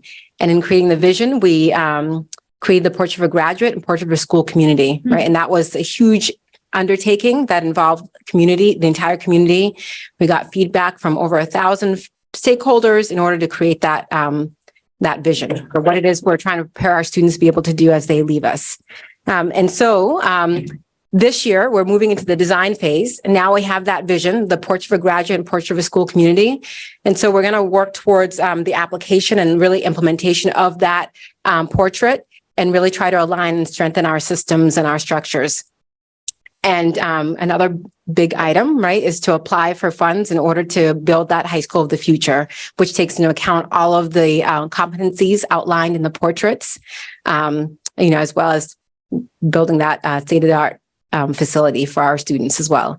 And then further down the road, we will, all goes well, I'm very optimistic, we're going to actually move into that full implementation and building phase, right, for that high school of the future. So that's a big picture work. So just, so love to just share with you guys. This is like amazing. The work that came out of last year is our Portrait of a Graduate and Portrait of a School Community. I actually have hard copies so that you can take a closer look. I'll pass it.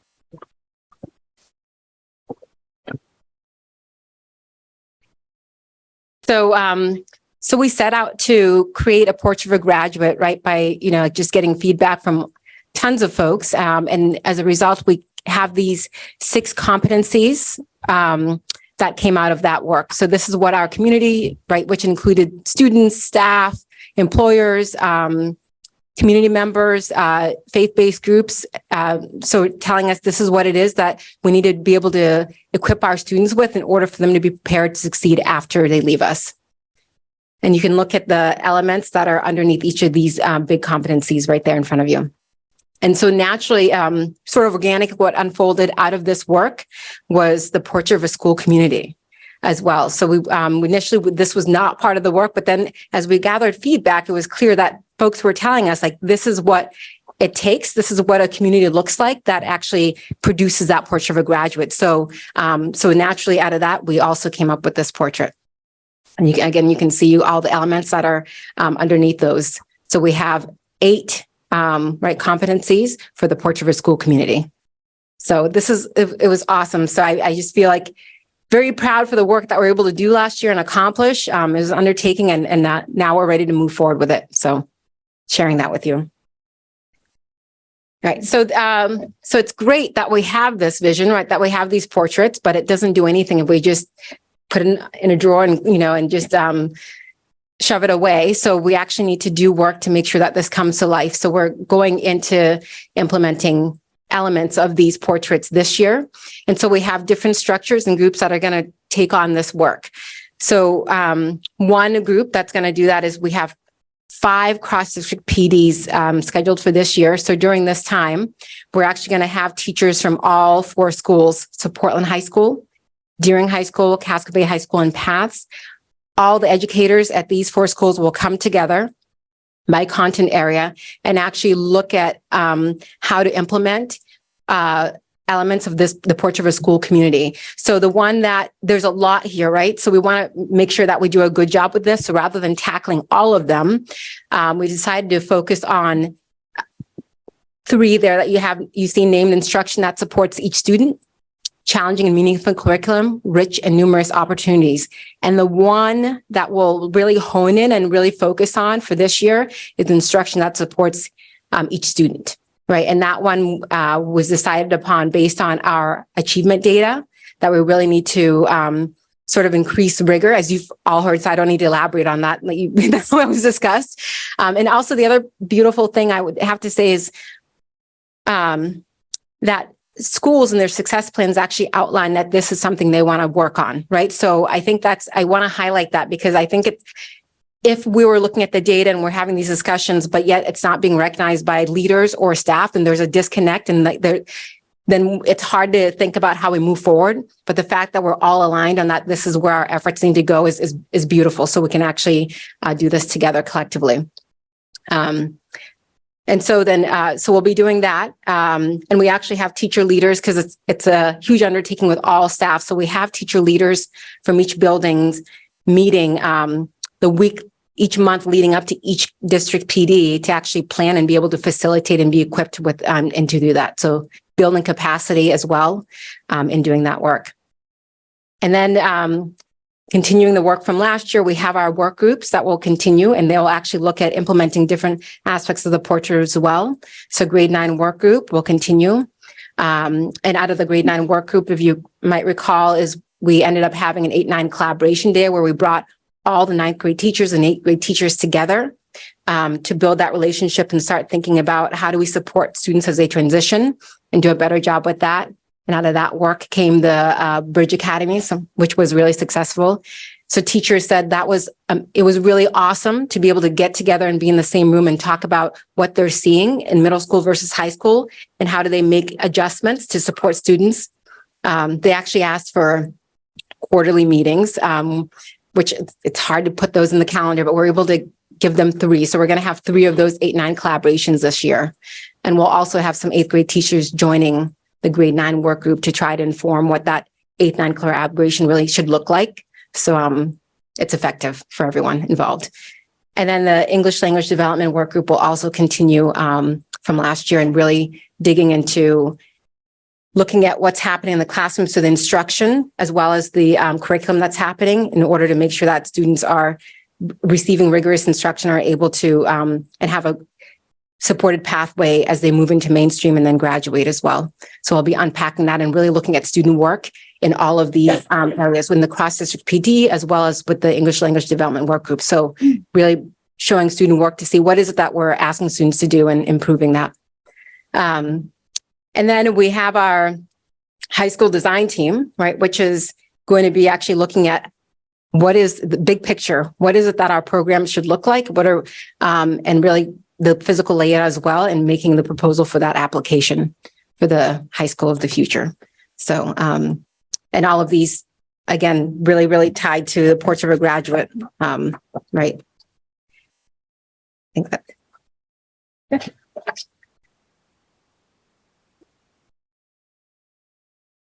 So just lastly, just wanted to provide as part of an update, a little bit of clarification around where things stand at the state level in terms of the opportunity to potentially to pursue the resources for the integrated consolidated educational facility. So aligned to one of the competencies in the portrait of the school community is the quality facilities, right? We know just context wise, that in a 2017 assessment that our 3 high school campuses were going to need in 2017 dollars, over $140 million worth of improvements. Given, the scale of that's obviously a significant challenge for us.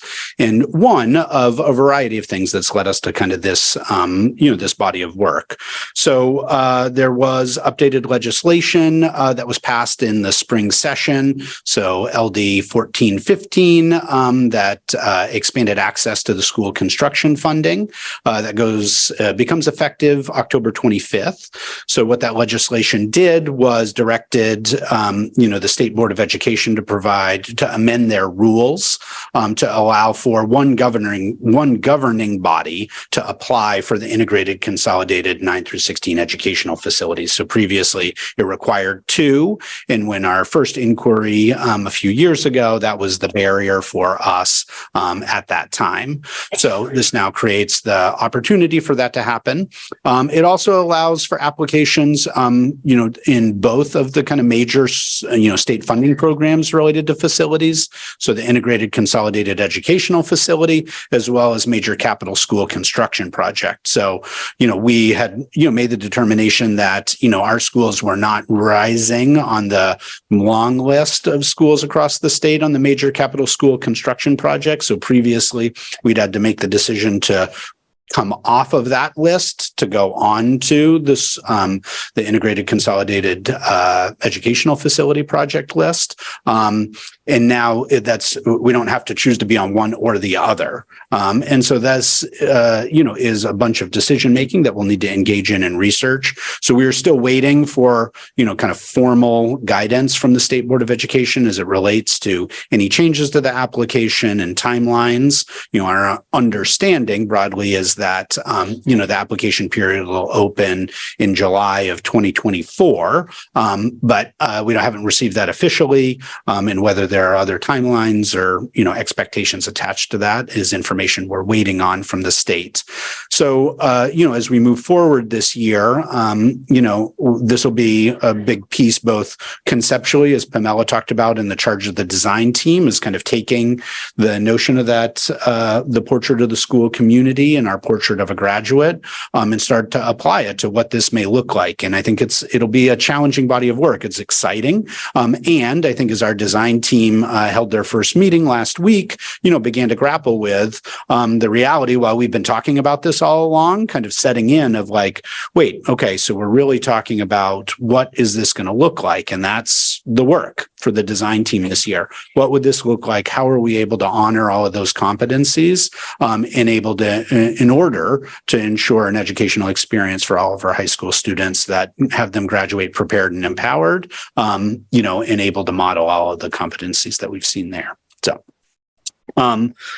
So, that's our last, slide here for this evening. So just as we got the year going, wanted to provide a brief update about kind of the arc of the work, and specifically some of the kind of technical updates as it relates to the opportunity to consider the integrated consolidated educational facility project.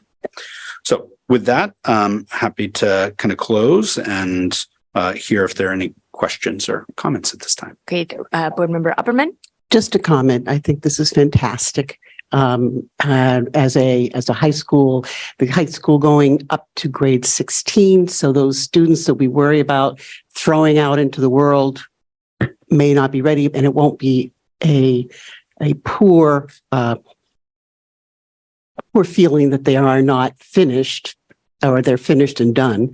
I also think the elementary teachers and junior high middle school teachers, my age, middle school teachers should see this and appreciate this, and the parents of those students, the 5th grade parents, the 4th grade parents, and all, to realize how amazing this is and how brilliant the concept is.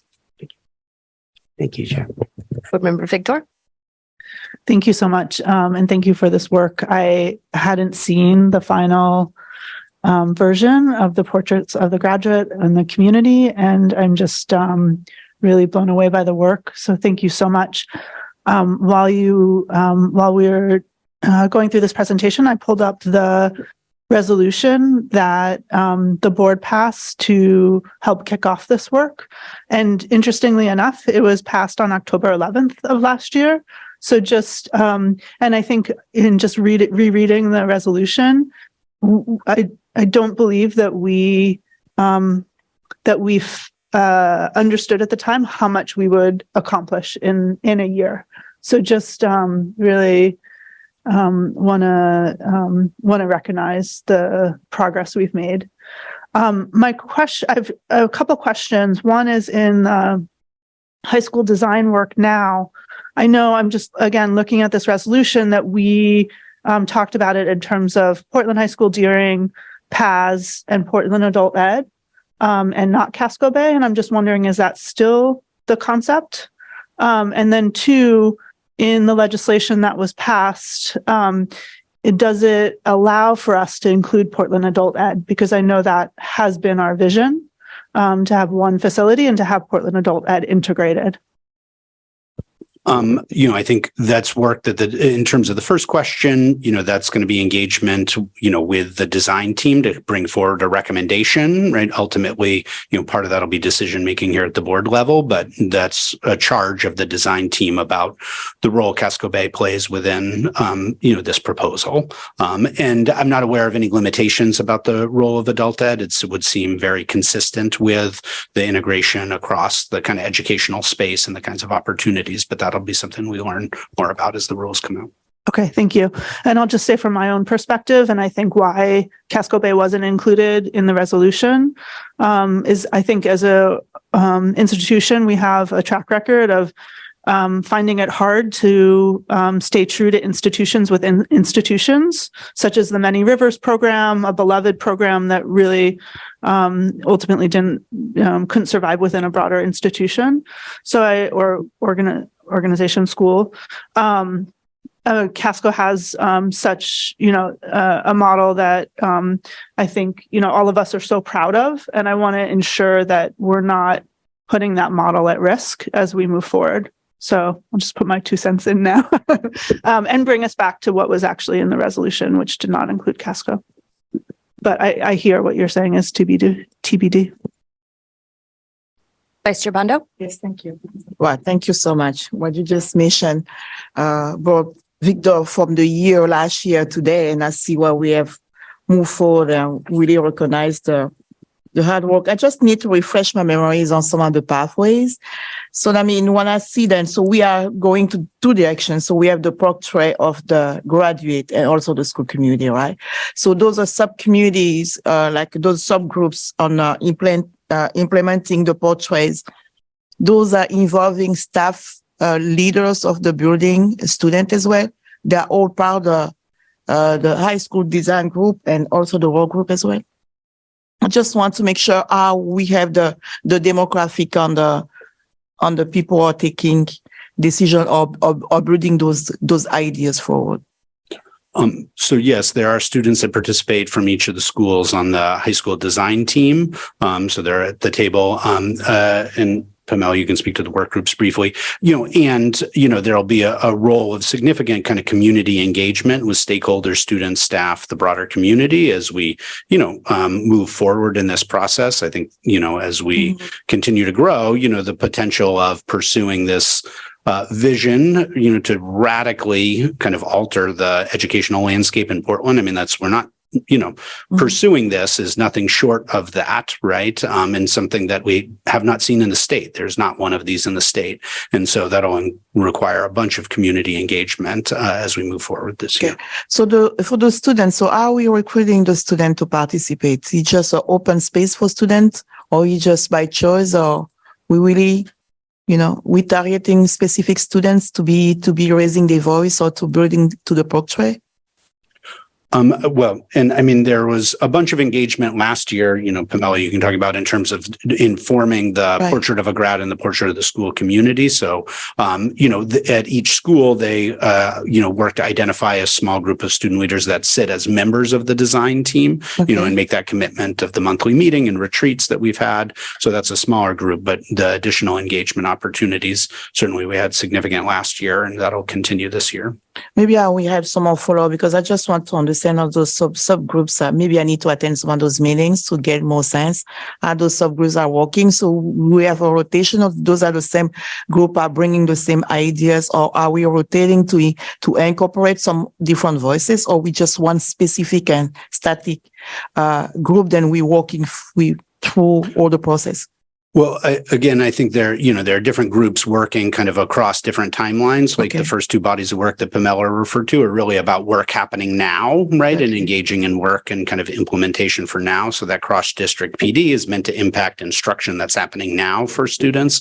And similarly, the work groups are informing kind of work that's happening. So we've been trying to work towards alignment and growth, right, in the immediate, while also designing for the future.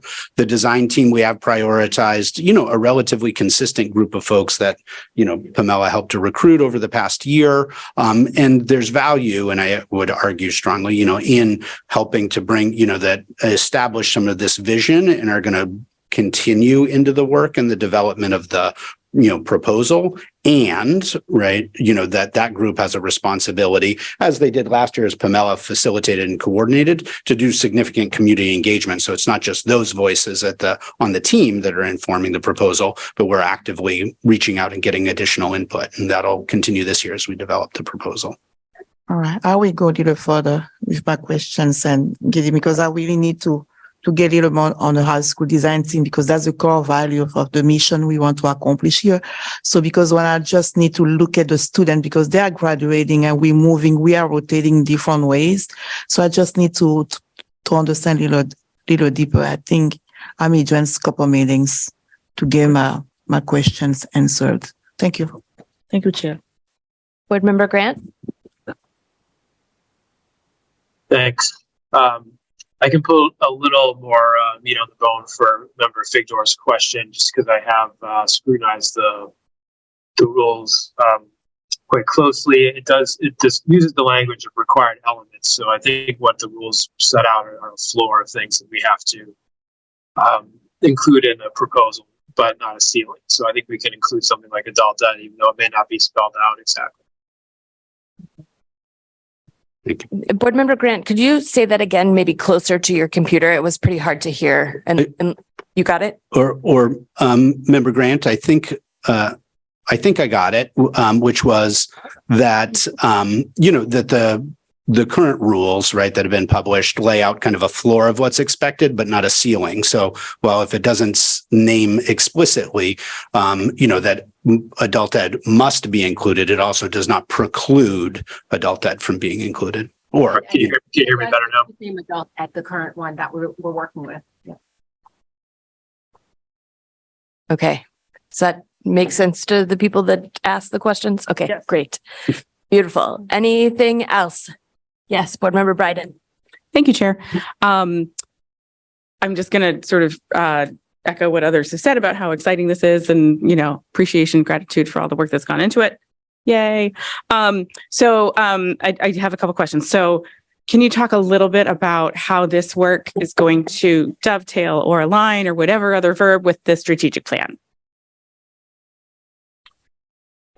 Well, I think that's not that the others were not good questions, but just because we are literally grappling with that today, in terms of just our expression of kind of what is the priority for this year, right, in terms of where we're getting while the development of the strategic plan. So, while it was kind of captured at a high level in the slides that Superintendent Scallon shared, we've been working on refining the language to get really specific about what that will look like. So I think for us, where we stand on that, and we have some further iteration to go, is really towards the development of kind of that vision, like that program design, right? So that we are positioned with how we land in the overall strategic plan to be able, to take the next step. So that's, as the superintendent said, kind of this year is about what are some of those, and that's why it sits in that second bucket of that objective around building capacity to serve all students, starting with our historically marginalized.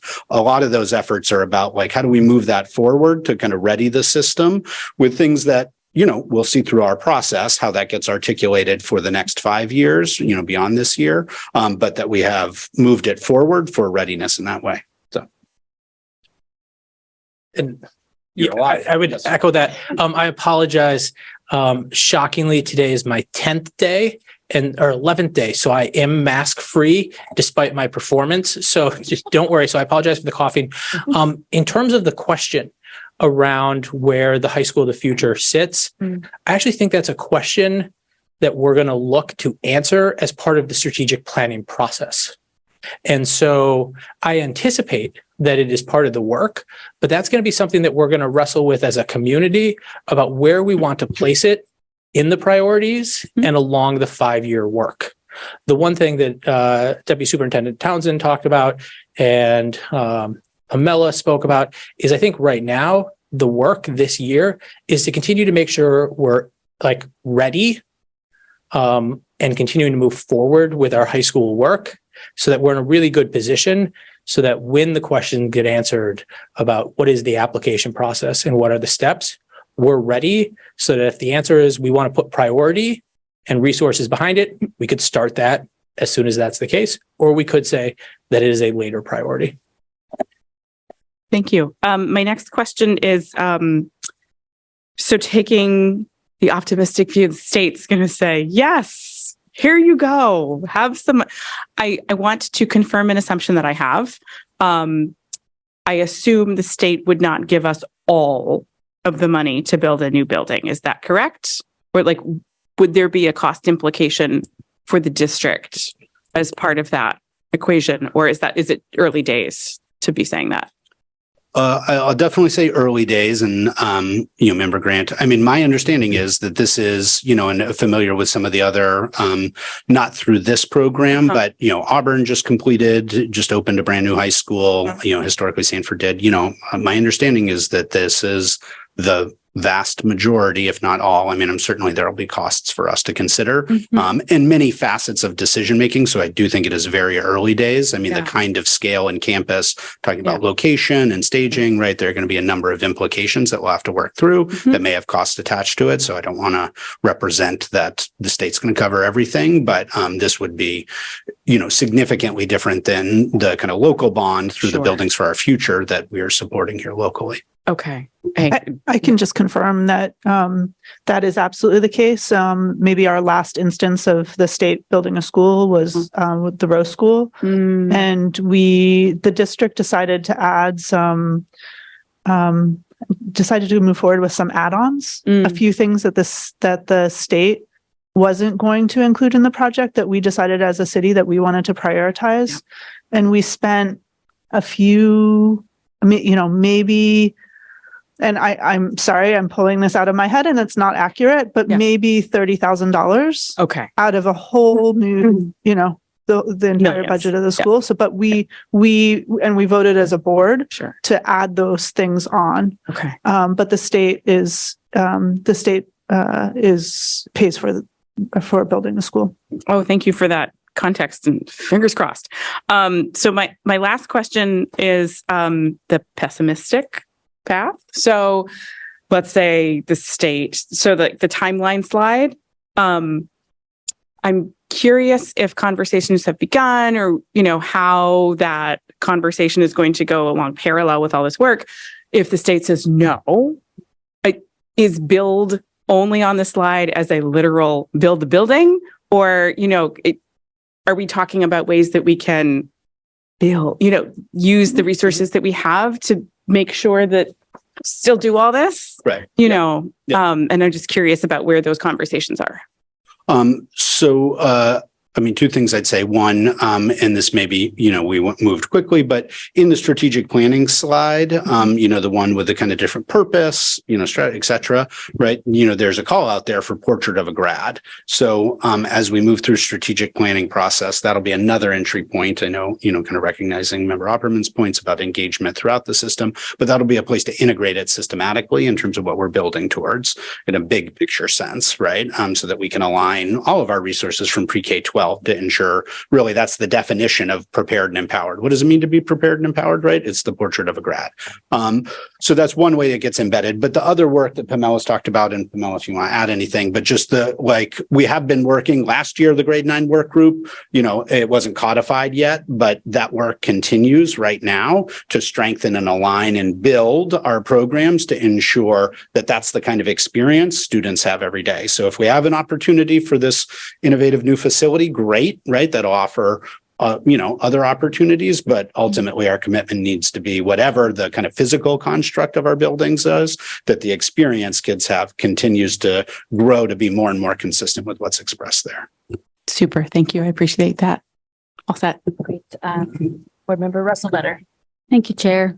Just wanted to share another deep gratitude for your leadership, Pamela, and all the stakeholders involved. And just seeing this is just so real, right, to really see the concrete efforts of so much work over a month. So thank you. I just had a couple quick questions, Erin. I think you mentioned the July 2024, right, is like the estimated, is that kind of the opening for the application for both of these funding programs that you listed? I mean, that's what the guess right now, or is that? I was referring specifically just to the integrated consolidated educational facility. Okay. And so we don't know more details about Not the as other familiar major yet. capital school. Okay.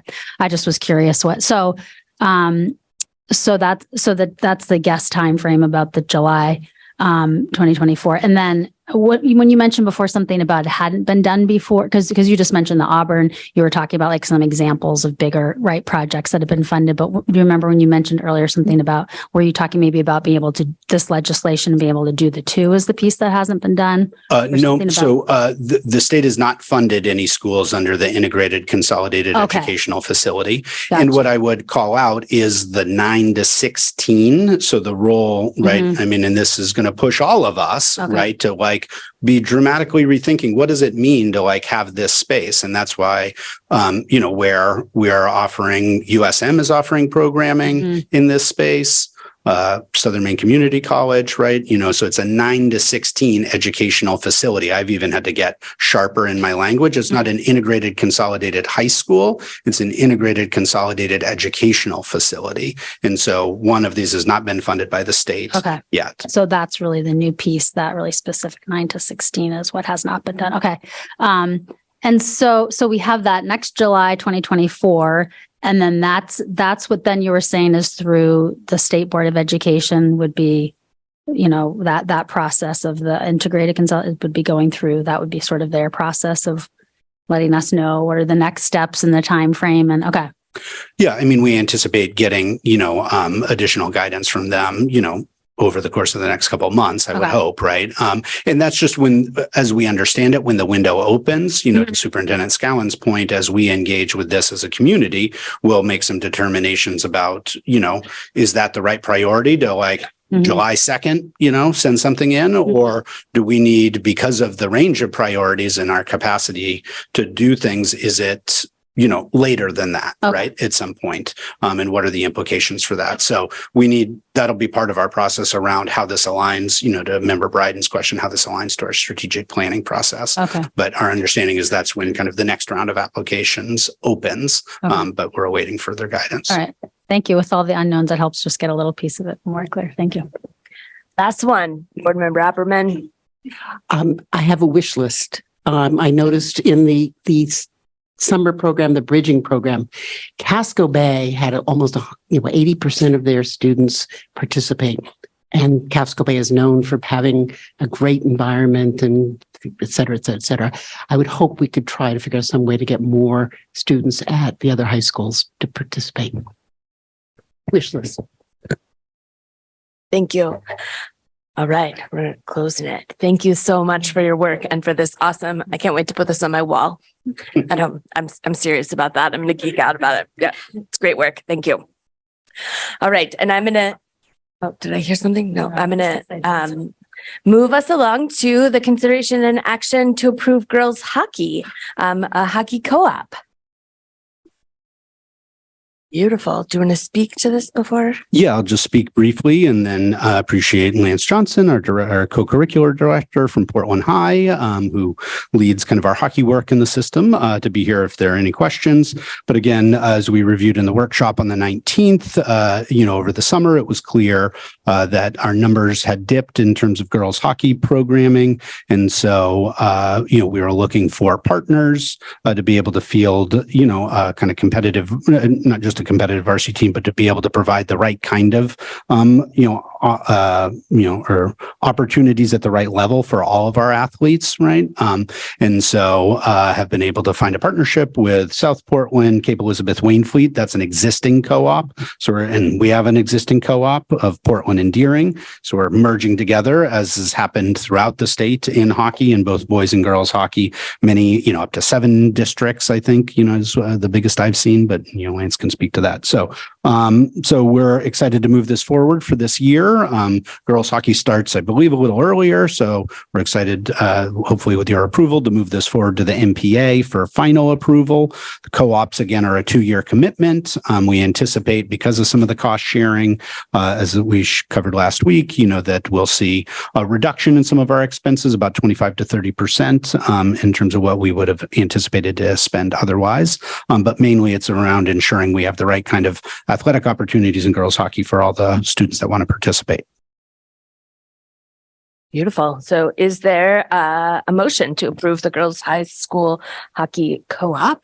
Thank you, Board Member Russell Better. Is there a second? Thank you, Board Member Bryden. Are there any questions on the motion? Just double check Zoom. Yes, Vice Chair Bondo. Yes, because I was out of state, so I missed the workshop. I just need a clarification. Great. So were we talking about the co-op with the 5 schools? Because I see Portland, Deering, and the 3 or the other. So it's going to be just one team, but players from all those 5 schools.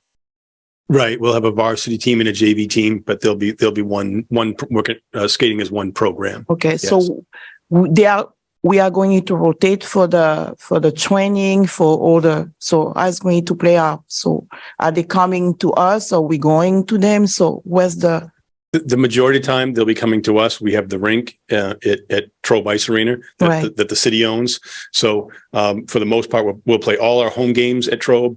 We'll keep some of our really good practice time that we have at Trobe, and that's attractive to our co-op partners. Okay. We will occasionally use either the Civic Center. Well, I call it the Civic Center, the Cross Insurance Arena. Okay. And Cape has an outdoor rink in Cape Elizabeth that we might use too, a little bit for practice. Okay. So what's the mascot we're going to use? We're going to use them, Cape Elizabeth, Portland Public Schools. Okay. Portland Public Schools is the host school, and the majority of the ice time will be right at Trobe Ice Arena. Okay, I'm ready to vote for it. Okay, thank you. Awesome. More co-ops. Okay. Any public comment on the motion? Just double check. Okay, seeing no public comment. The closed public comment. Any board discussion? All right, let's go ahead and do a roll call vote. All right. Member Bilyeu, Yes. Vice Chair Bondo, Yes. Member Bryden, Yes. Member Figdor, Yes. Member Grant, Yes. Member Opperman, Yes. Member Russell Better, Yes. Member Youssef, Yes. Member Heman, Yes. Chair Lentz. Yes, so the motion passes unanimously with the student voting with the majority. Thank you. This is great. Thank you, folks. There's a scheduling meeting tomorrow morning. Oh, awesome. Send along the schedule. So our next board meeting is going to be October 17th. And with that, I move to adjourn the meeting. I'm going to move. So is there a second? Yeah, Board Member Opperman.